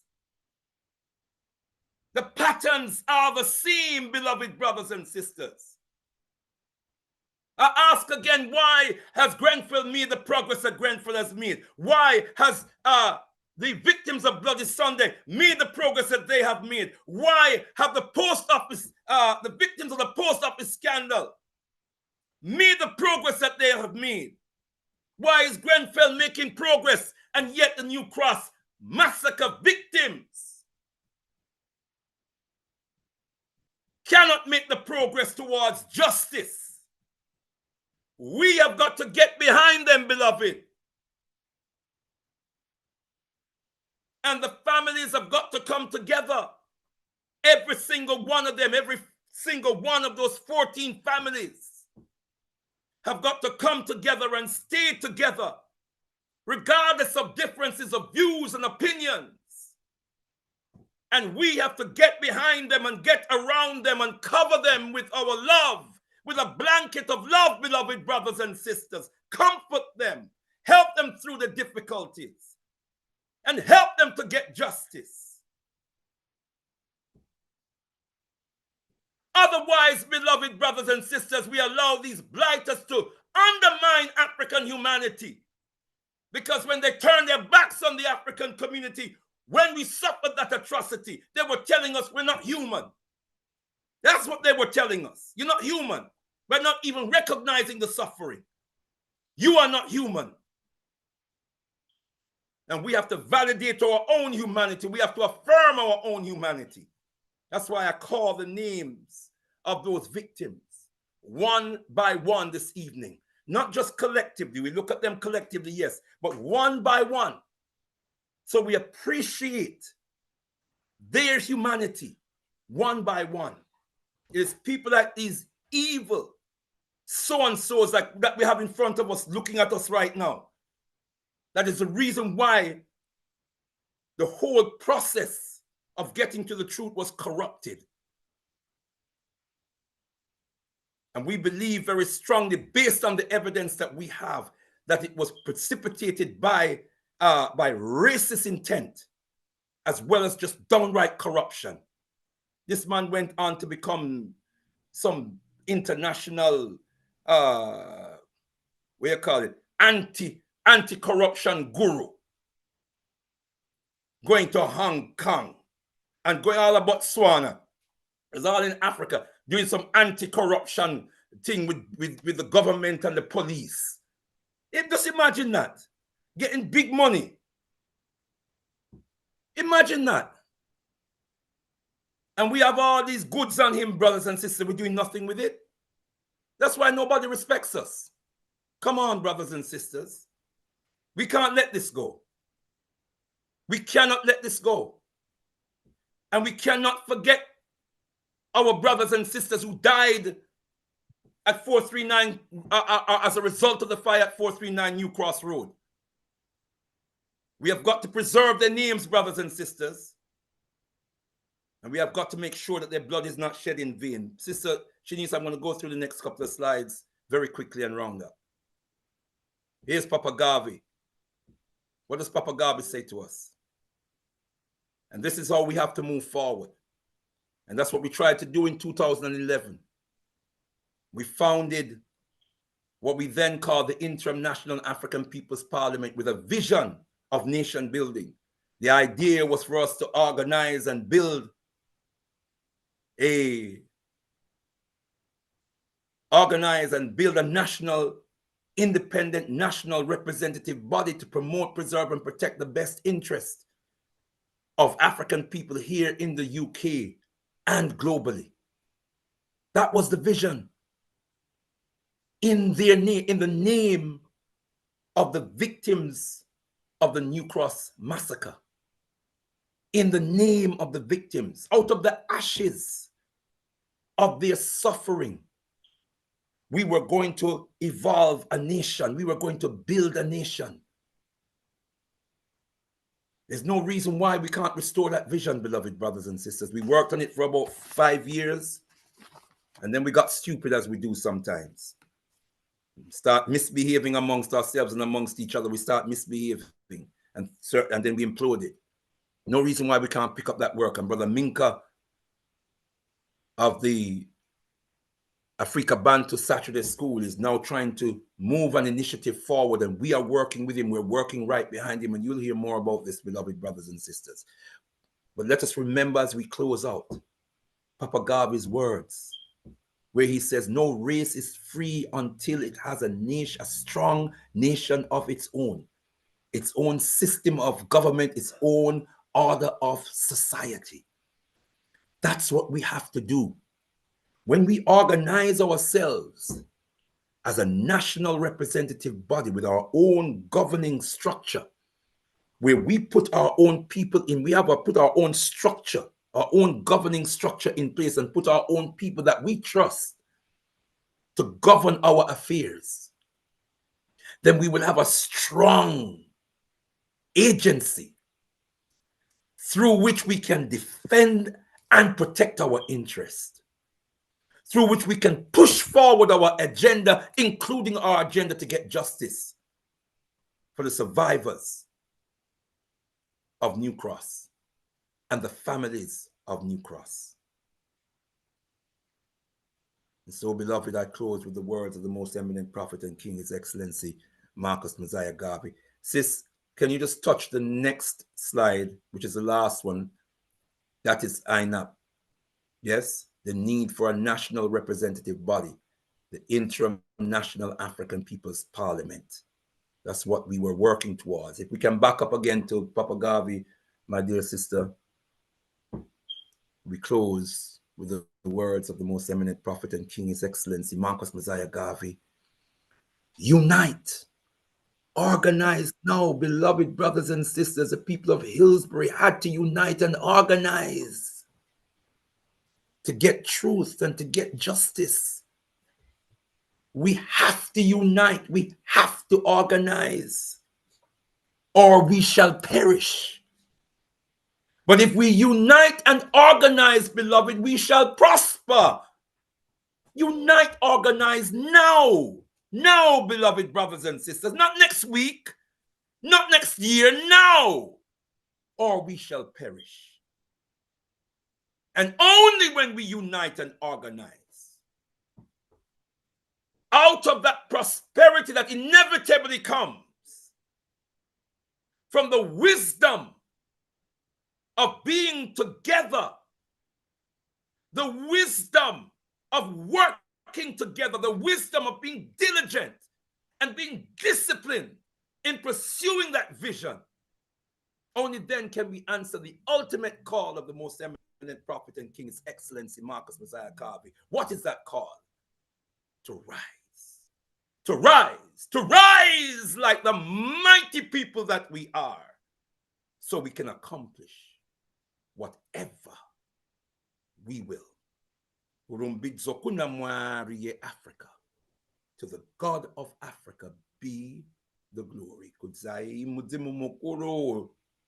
Give praises unto our ancestors. Tendai Mwari. Tendai Mwari. Tendai Mwari. Leader Bandaka.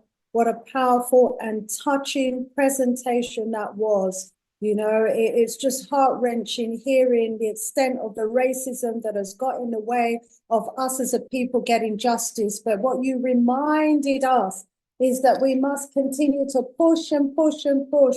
We can't abandon the family. We can't abandon, you know, the souls of those who were tragically taken from us. They cannot be resting knowing that they have not had the justice that they deserve.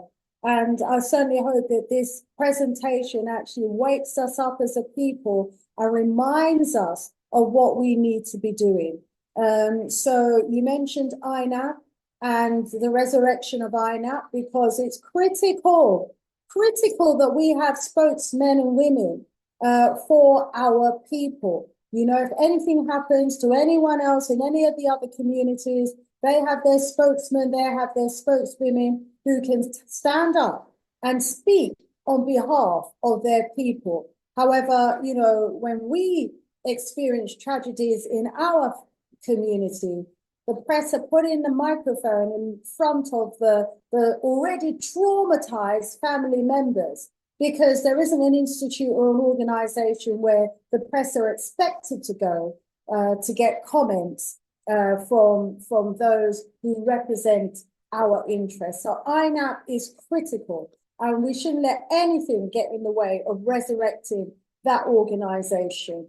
You know, we have all, you know, from the community, every time we talk about INAP, we've always also coupled that with, you know, our total, you know, respect for the Al-Qaeda revivalist movement to be the ones to take forward that initiative. That's critical. And also you talked about the organization that's coming together to try and bring all the families together so that we can fight, you know, as a unified body. Because, you know, we say this all the time, but it's so, so true. You know, our unity is where our power lies. And if we can't unify as a people, we will continue to be powerless as a people. So our unity is critical, irrespective of religion, irrespective of tribe, irrespective of nationality. We have to put all those differences aside, because when the white man looks at us, all he sees is a black face. He's not seeing a Ghanaian or a Nigerian or someone from Botswana or South Africa or Zimbabwe. He's seeing a black person. Yeah, so irrespective of which part of the globe you were actually born, irrespective of the tribe that you were born in, irrespective of the religion that you have been indoctrinated into, when they see us, they see a black person. When the police see us, they see a black person, and we get the black treatment. You know, if we go to the authorities for a service, we get the black treatment. You know, we go to the bank for a business loan, we get the black treatment. We go to housing for property, we get the black treatment. They don't care what part of the world you come from you're black, you're black. So why do we have difficulty unifying as Africans, as one people, you know, from the same mother, you know, from the roots, you know, of civilization and humanity itself. So our unity is critical. But obviously, for us to unify around this particular issue, we need to know what organization we need to be channeling our energies through, you know, and we need to know what we can do as a people to help, you know, keep this very important matter alive. And, you know, where do we push from? You know, all of that is critical. And obviously, you know, the energy needs to come from the family itself. So very, very importantly, the family need to come together and work through an organization like INAP, you know, and then we can all get behind INAP and support it in its cause and its demands. You know, my heart just hopes that there is an African lawyer, an African solicitor, who's reawakened, maybe someone from university who wants to, you know, cut their teeth and get their energy and effort. I mean, back in the 80s, we had community legal representatives that stood up and spoke on behalf of our community, that went on to become great lawyers, went on to become internationally known, you know, for dealing with cases like this. So for all those Black lawyers out there, I think, I don't want to touch this because I don't want to ruin my career or, you know, my possible career prospects, you know, at the bar because I'm dealing with a hot racist case. Let me tell you this, by dealing with a case like this, you will become internationally renowned. And your name will be written in history. Your name will go down in history as the lawyer that put this case together and bought the case, you know, for a public inquiry and who managed to get justice for the family. There's so much that needs to be done. Brother Leader, you spoke about the failure of the police to investigate, the failure of the police to follow through on the witness statements, their efforts to pervert the course of justice. You know, you talked about how they demonize and they criminalize the young people when they were supposed to be treating them as victims. I mean, all of this, you know, all of this needs to be so well documented if it isn't already documented. And, you know, it's an important part of our history. This is Black British history, family. Quite often we hear about and we read about American history, but we've got our own history in Britain and many stories like this that need to be told. You know, let's go over to the chat. And, oh gosh, we've already gone over the top of the hour. Let's just bring in one or two comments and allow Leader Van Dacker to wrap up for us. Shaka Anderson is saying, yes, Brother Leader, we need justice for the victims of the New Cross Massacre. You know, and this is a sentiment throughout. Brother Kwame is saying, Ashe, our families of the massacred are in total pain, you know, and Darnell really upset by what he's hearing to know that there still hasn't been, you know, any justice for the family and for the our people. And so thanks to everybody who has been commenting in the chat. Let me go right to the bottom and see what we've got here. So Pan-Africanist for 29 years, and I support INAP, Rise Up Robert Kwame in that. Is saying Black person, etc. All statues, not natural law, land, air, and water. Okay, yeah, rise up, family, watching us from Ontario in Canada. Good to have Mahogany in the house as well. You know, so rising up the whole family, and yeah, thank you, Paul. I'm saying, Shay, it was so powerful, Brother Leader. Come on, family, let's help, you know, the family to heal. The healing is definitely needed. We need INAP. Yes, people are agreeing with us. We need INAP as well. And a call for a National Black People's Day of Action. Maybe, you know, we should be working towards, you know, another call for a day of action in support of the families of those who were massacred. Peace, love, and light, rising up, you know, everybody that's sending out enough love. Please make sure that you give us a thumbs up as well before you leave today. Brother Leader Bandaka, generally, you know, the family in the audience, they're feeling the pain of the families who were directly impacted, and, you know, the whole community was traumatized by what happened. And, you know, it happened during my lifetime, and to think that there hasn't been any justice. What are the next steps towards getting that justice for the family, you know, the family that so deserve a public inquiry and answers? And there was even, I think you even mentioned, you did in your presentation, about the white man who was doing a double murder, who even confessed to a roommate that he was the one who threw the firebomb at the door at the party, because he'd gone to join the party. Was this the one who went to join the party and was refused entry? So went away, come back, or was that a different? His friend, His friend was the one, he said, tried to enter the party and was refused entry. That's what he said, that his friend was the one that was attempted to enter the party and was refused entry. But it was the authorities, it was the prison wardens that he confessed to. And then it was investigated by the police. And as I said, the police felt that they were making progress.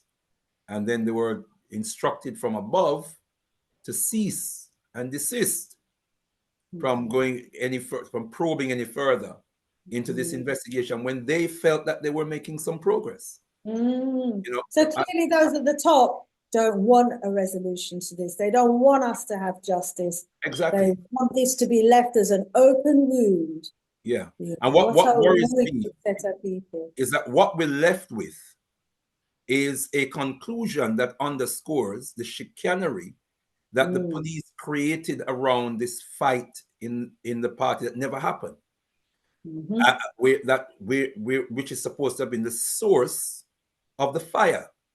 That's what we're left with, because the coroner for the second inquest, in his summing up, said that he discarded the idea of an arson attack and said that it was most likely a deliberate fire that was started from within. Imagine after you had witness testimonies to say that they actually saw someone exactly in motion, and immediately after the glass smashing, you turned back to see someone running and jumping into a car. Just gave a description of the car that the person jumped in and drove off in. You know, I just remembered, you know, I wonder if we can spare just a few more minutes. I have 2 clips. Both of them are less than 2 minutes. I just remember that I wanted to play something. I'm gonna see if we can. See if you can share screen and do that. Remember to optimize the audio. Click the box that says optimize audio so we can hear the clip as well. Wow, family, what a painful, you know, incident that happened that all of us are still suffering from. You know, it's so painful, you know, but we must continue to push on, and we must continue to support the family, and we must, oh, here we go, fantastic. Share screen working.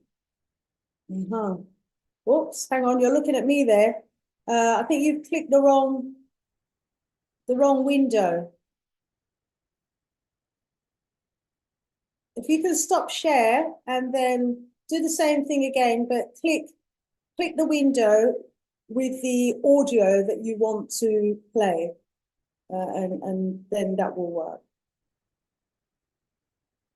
And optimize. No, you've got me again. You need to minimize me. Oh, here we go.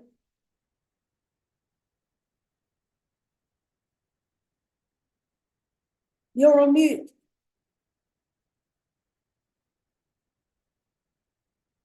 Okay, Leader Bandaka, you're on mute. If you're talking to us, you're on mute.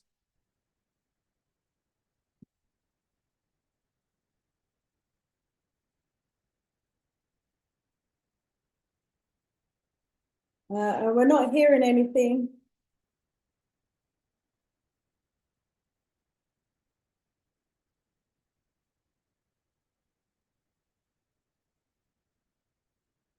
Yeah, there's no volume at the moment. Oh, well, it's not playing anyway, so there wouldn't be volume. Bear with us, family. We're working it out. Okay, can you hear me now? I'm hearing you now, yes. Okay. All but right. We didn't hear the clip. Yeah, 1 second. 1 second. Okay. All right, while they're doing that, let me see if we've got any more comments from our family members in the house. Yeah. And Let's just go into my phone and see what we've got here. Rise up, Brother Richmond in the house. Peace and love, Black Hat you. Like that. What? So they can hear it.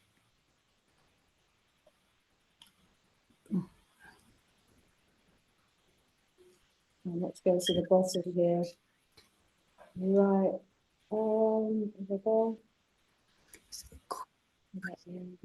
Can you hear that? No, we're not. Press this. You'll have to stop share. Yeah.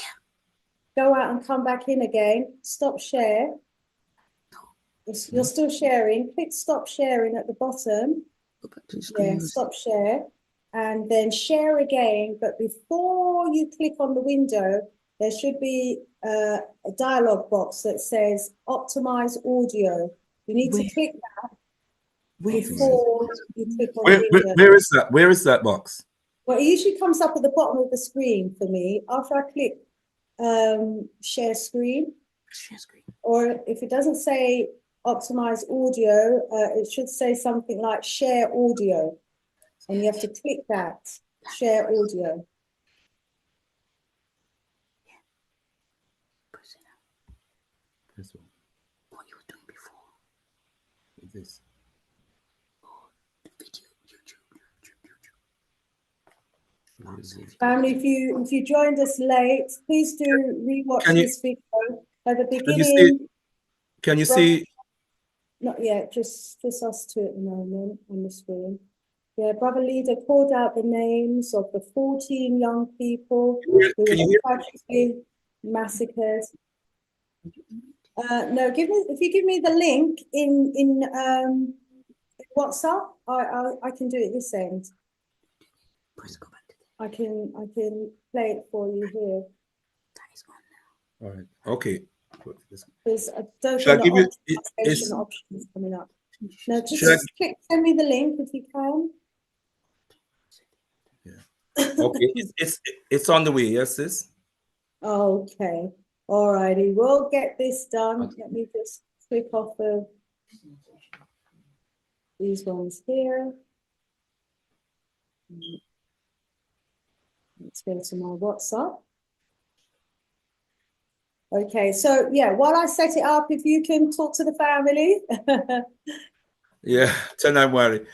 I'm a technophobe, you know, so you all have to bear with me. I'm not on top of this technology business, although I recognize it is important. But there you go.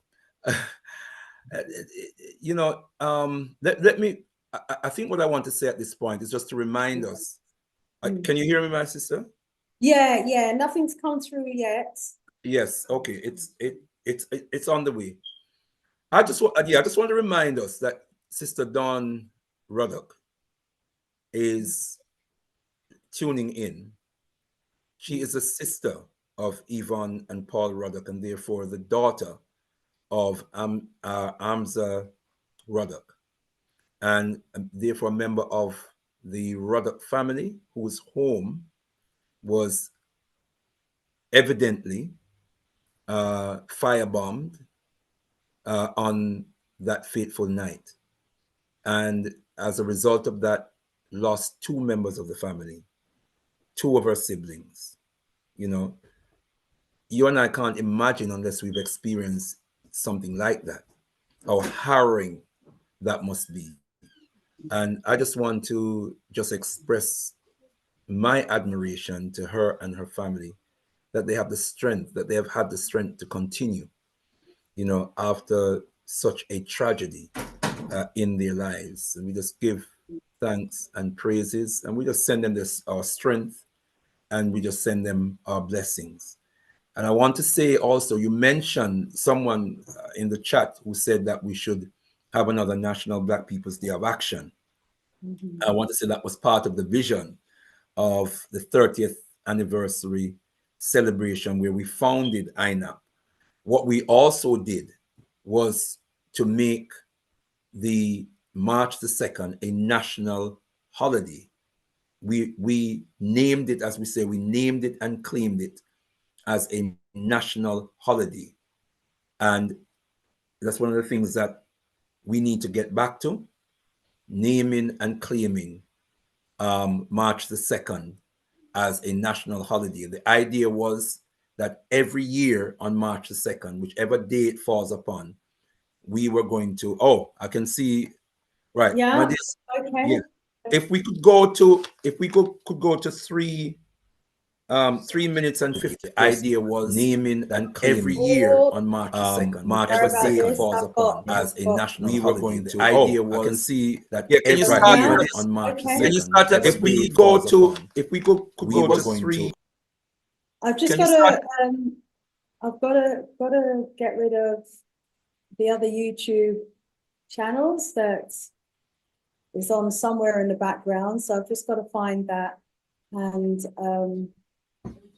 then we'll be able to watch this one. Yeah, please carry on. I'll just try and find where if you started at 3 minutes and 54 seconds. Okay. My sister. Yeah, please carry on with your address about the National Day of Action. And yes, and it is our hope that we can get back to, because we did have annual observances in 2011, 2012, 2013, 2014, 2015, 2016. We had annual observances of March the 2nd. And what we did on that day was we gathered at 439. In fact, we gathered first of all at Fordham Park by the where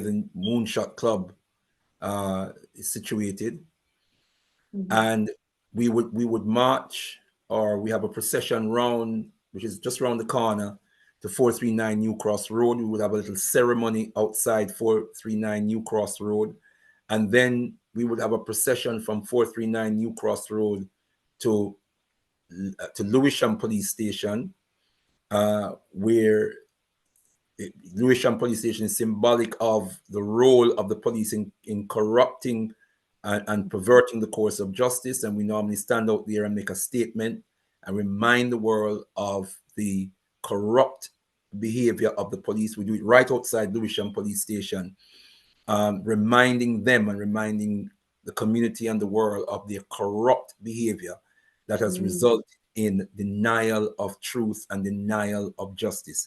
And we did that, we did that annually for a few years, and then things started to go haywire. There's no reason why we can't put that back in place.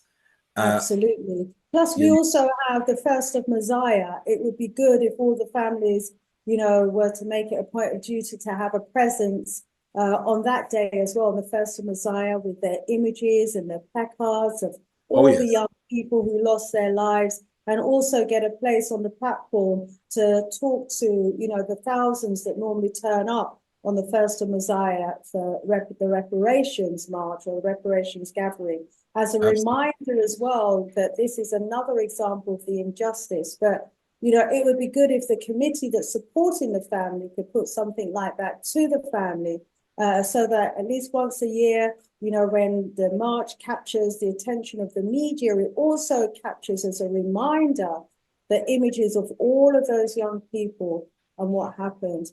I've got the video here. I think I've turned off. Can I just say very quickly, sis? Can I just say very quickly that INAP was one of the founding organizations of Messiah, the 1st of Messiah March.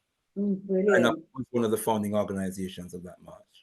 Again, evidence and testimony of why it needs to be resurrected, and it needs to function effectively no matter what.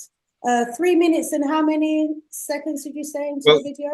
This one is 1 minute and 52 seconds. And how far along did you want me to go to start? Oh, right. 3 minutes and 54 seconds. 3 minutes 54. Okay. All righty. Here we go.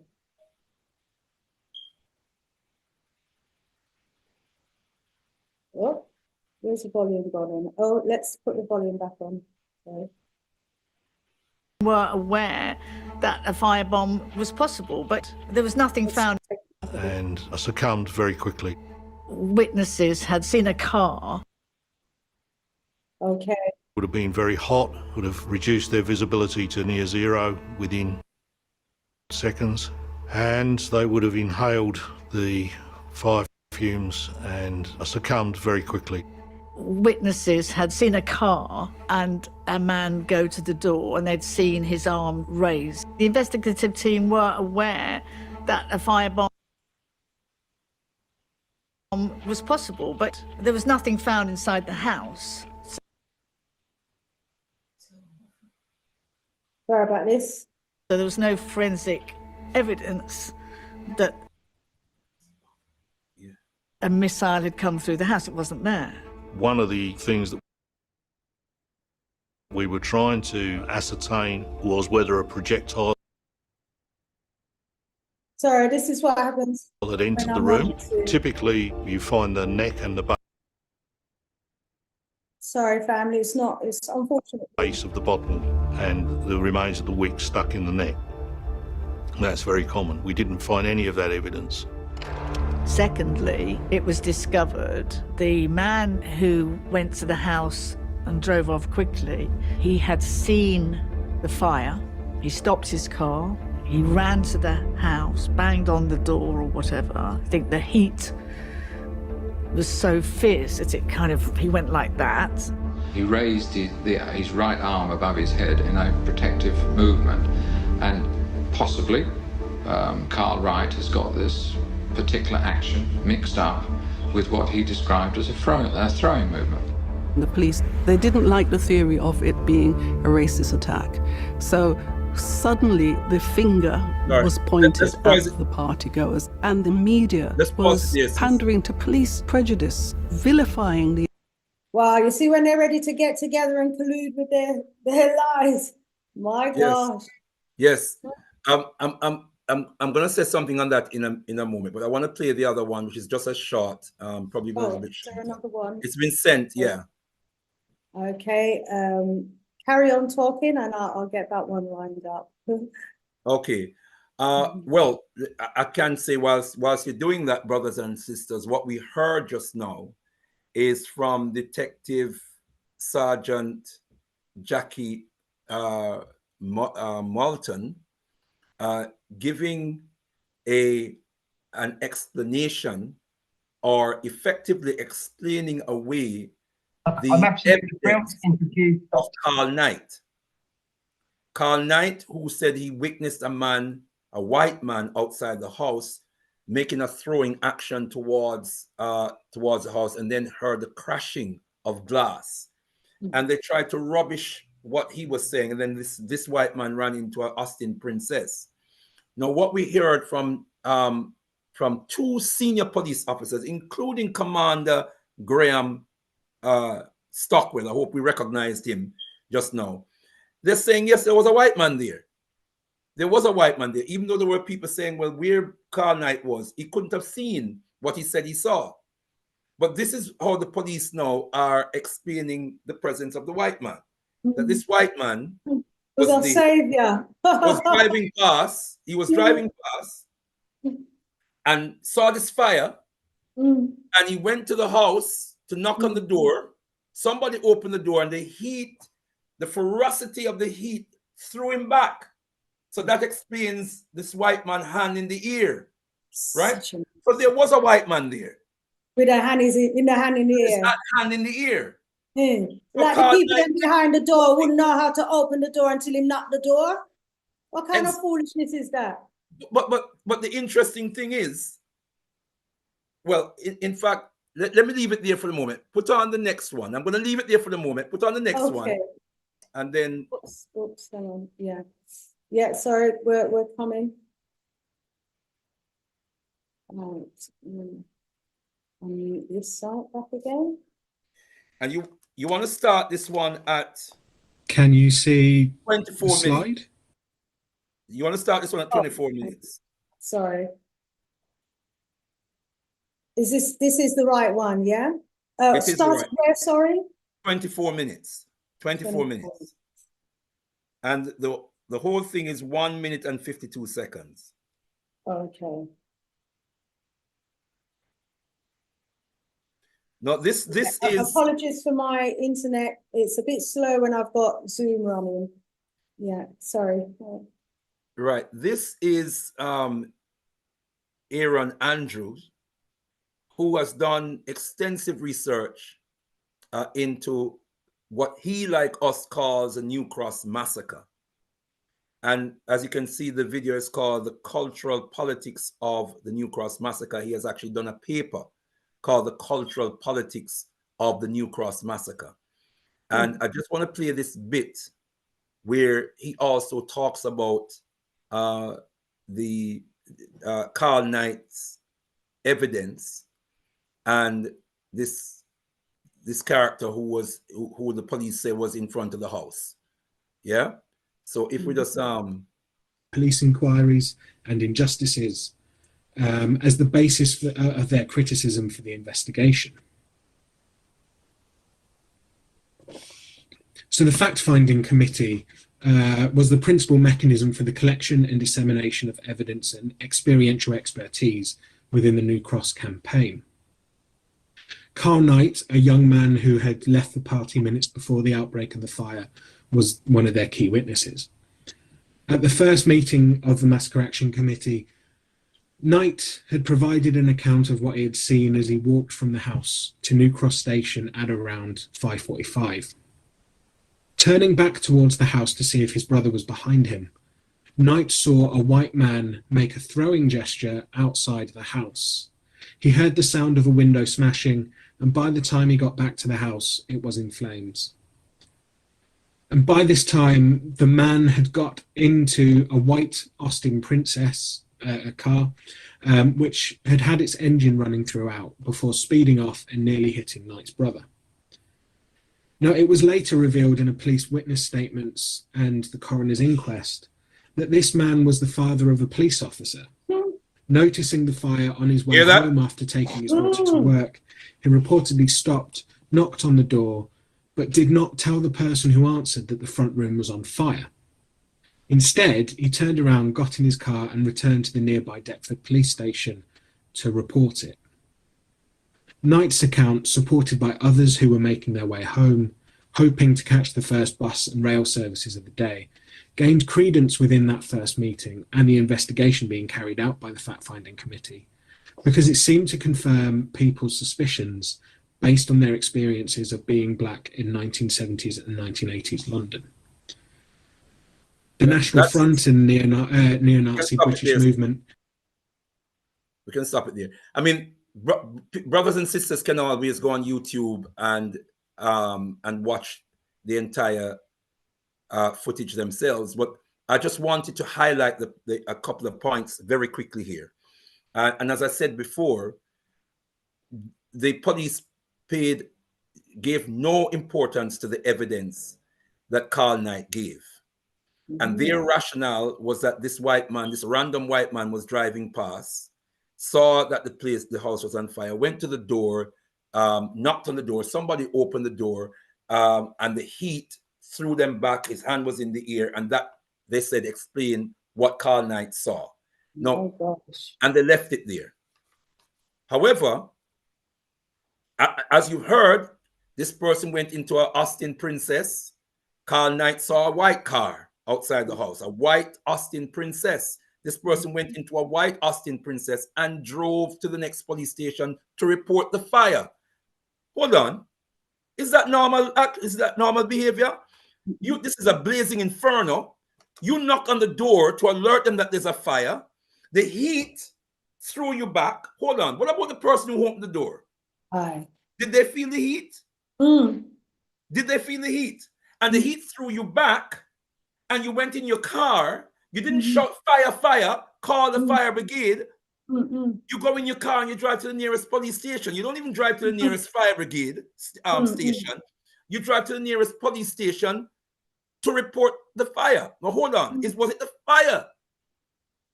Were you reporting the fire as in there's a fire that needs attention, or were you reporting a job? You follow me? Yeah. Oh, absolutely. I mean, there would have to be police involvement for there to be this level of cover up. And as you for heard, there to be the refusal and the denial for an investigation. So it turns out now that this person who was spotted outside the building, this white man who was spotted outside the building, you know, making a throwing movement, who was spotted with his hands in the air, then running away and jumping in the car, happened to be the father of a policeman. And then he drives back to the police station for protection, where he's like going back to base. Or to report. Is that normal behavior? You know, there's been other evidence that you see a fire, that there was police in the area.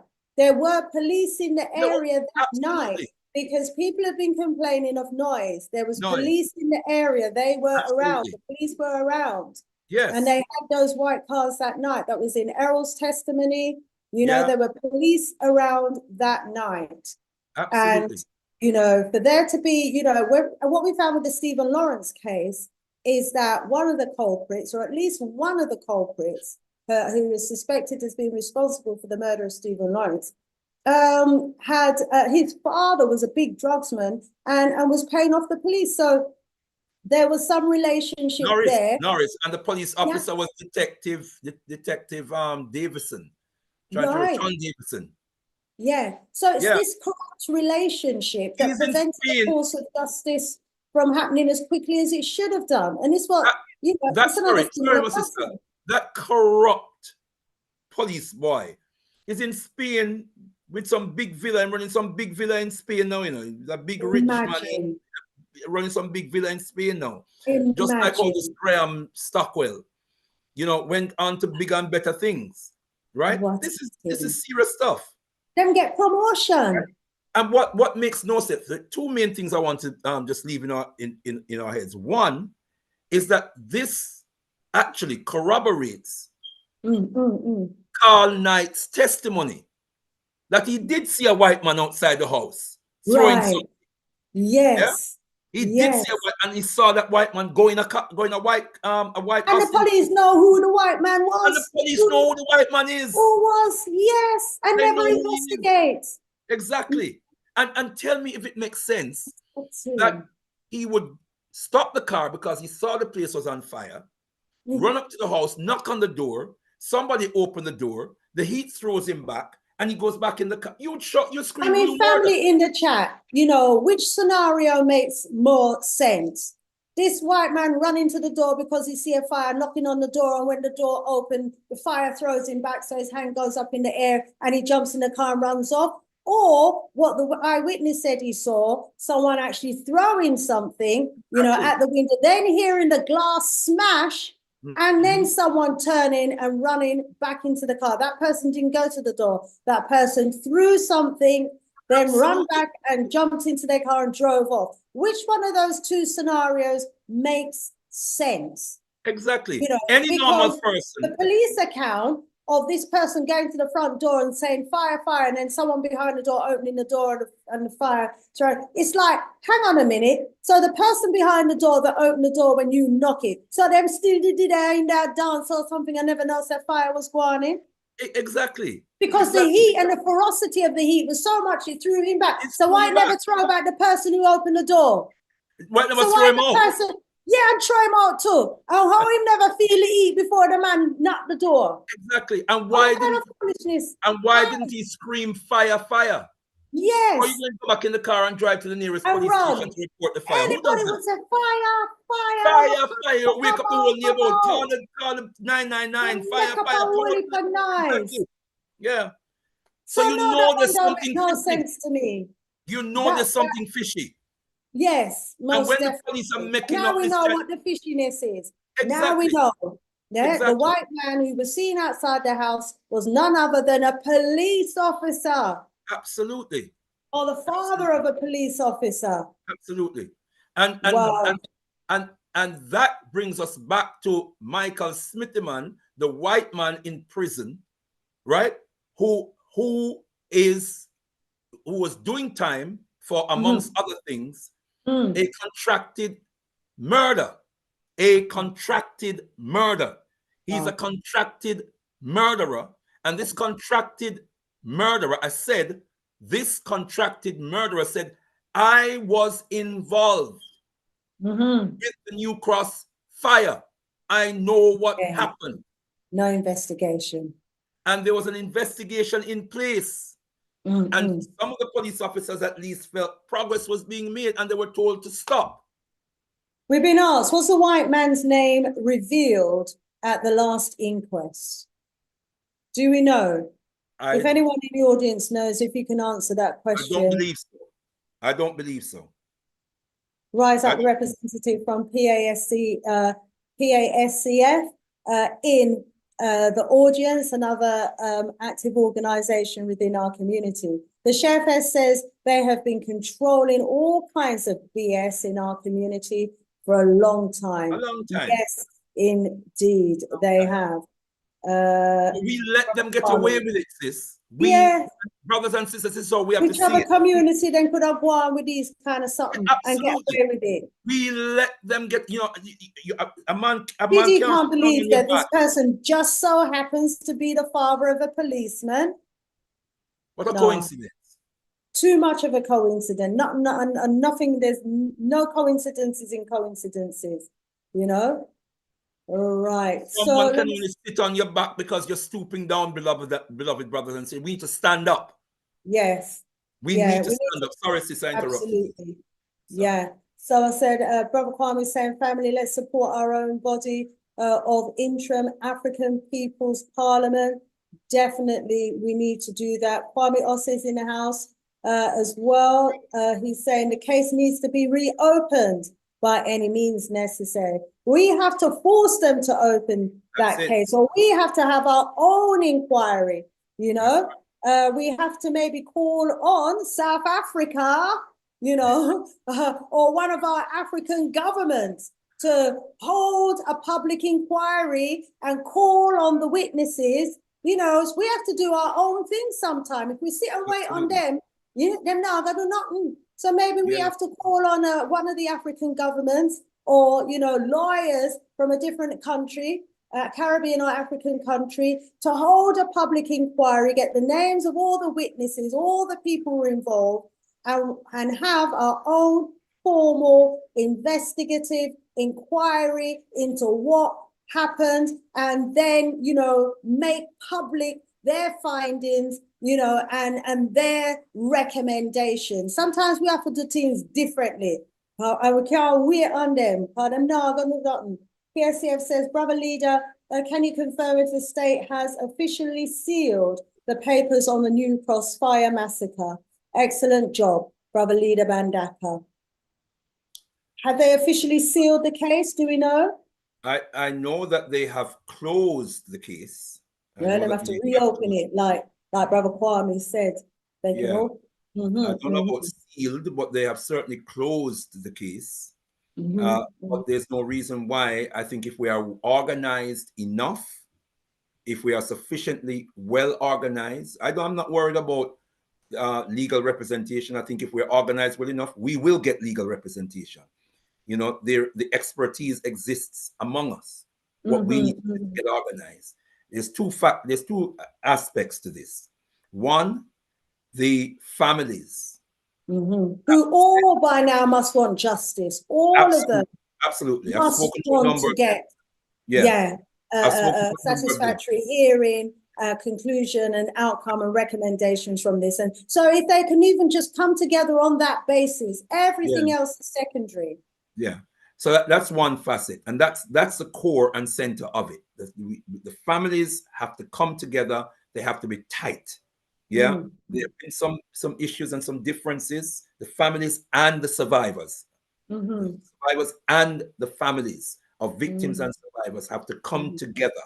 Yeah, and whatever differences existed among whoever, you have to put those aside. To one side, in the interest of getting justice for those who have passed. Everything else is secondary or selfish. Absolutely. You know, like the ism, schism, personalities, you know, and problems that people might have with one another, leave that outside the door. The most important thing that everybody needs to be in agreement with is that there must be a satisfactory outcome for those who have lost their lives. They need justice. That has to be the core and the heart of why the families come together. You know, the past is the past. We can't change the past, but we can rewrite the future.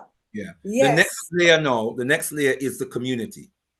The community, we need to organize ourselves now around the family, and we have to be well organized around the family.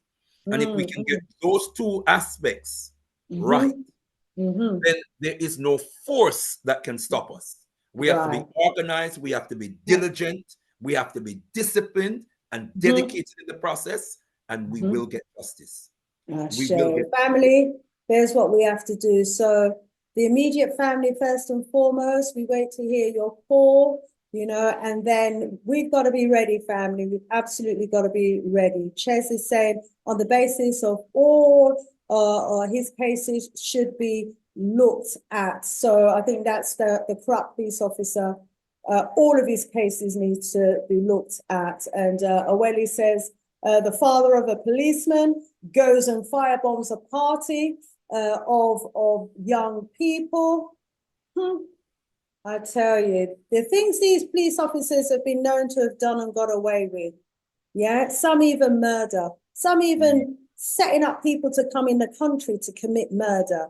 You know, knowing that they know murderers who are walking the streets, you know, and do nothing to arrest them. Some of our people think, some people think that the police are above the law, but there are rogue police officers who take the law into their own hands and who feel that they are protected by the law and are protected by other corrupt police officers. I know it's hard for some people to believe, but it does go on, not just in the UK, but in America as well. Kwame Officer says, Black people in London, wake up, like we did in Nottingham to get justice.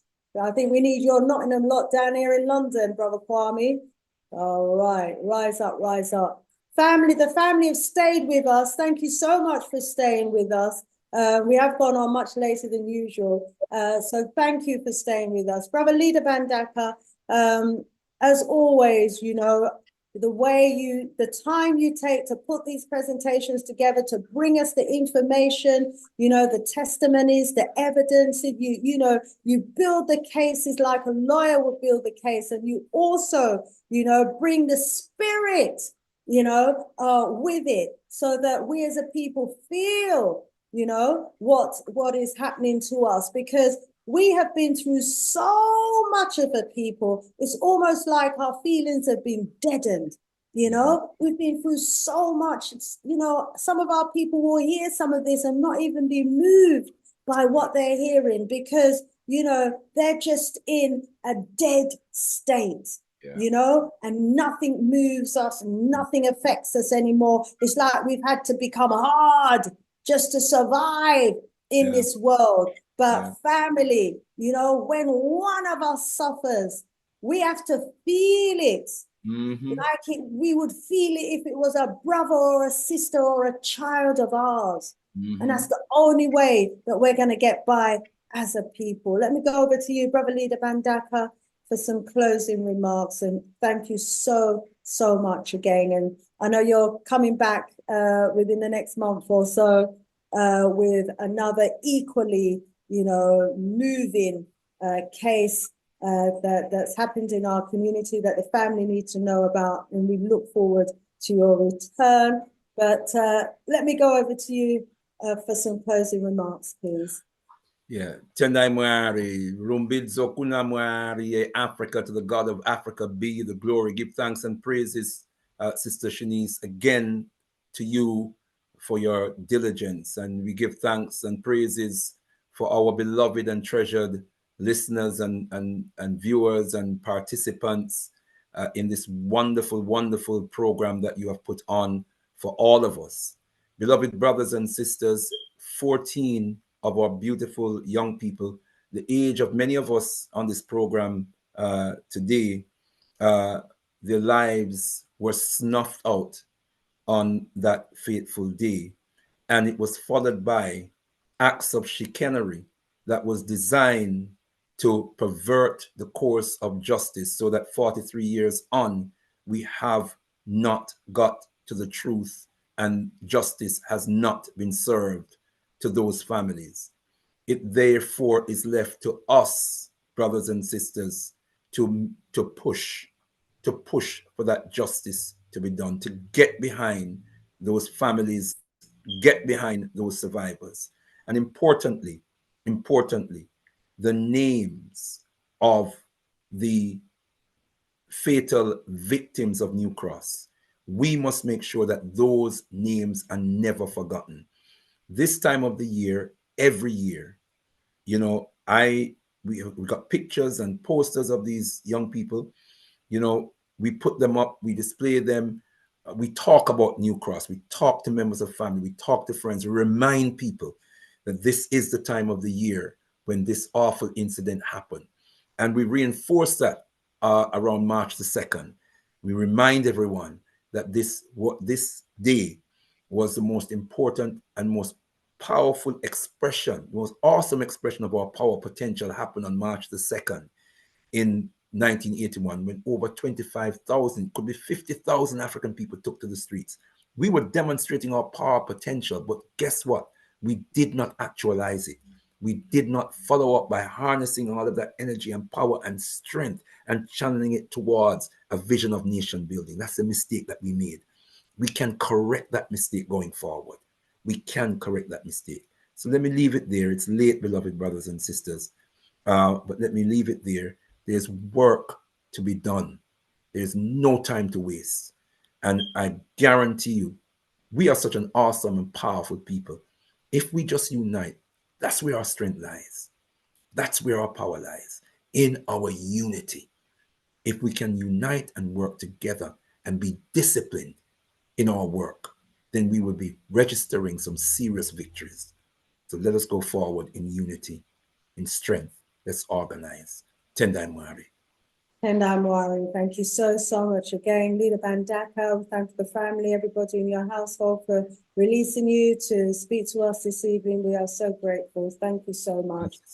We wait to hear, you know, further instructions from the family, from the committee, from the organizers as to what the next steps are, so that we can indeed get behind and alongside the family in their efforts to get justice. And, you know, worst case scenario, we hope to see them all on the 1st of Messiah, if you could put that suggestion to them, that they come on that day with all the placards and images of the 14, so that, you know, there is a reminder on that day as well, you know, that we're still yet to get justice. And as I said, we might need to put together our own panel of judges to hear this case. It might have to be the people who bring the case and the people that put the panel together to hear the case. And we get some prominent people from within our global community to sit on that panel and to hear all the witness statements, etc., and make recommendations as to what should happen. So one way or the other, you know, our people will be heard, and the lives of those young people, you know, will never be forgotten. People like Leader Bandaka in our community. So we thank you so much, Leader Bandaka, to yourself and your entire team, to the entire Al-Kabelan team. We thank you all so much. To the audience, thank you so much for staying with us this evening. You know, I will be back, all being well, next Wednesday, same time, 8 p.m. GMT time. Thank you so much. Tendai Mwari. Tendai Mwari. Adabo, everybody.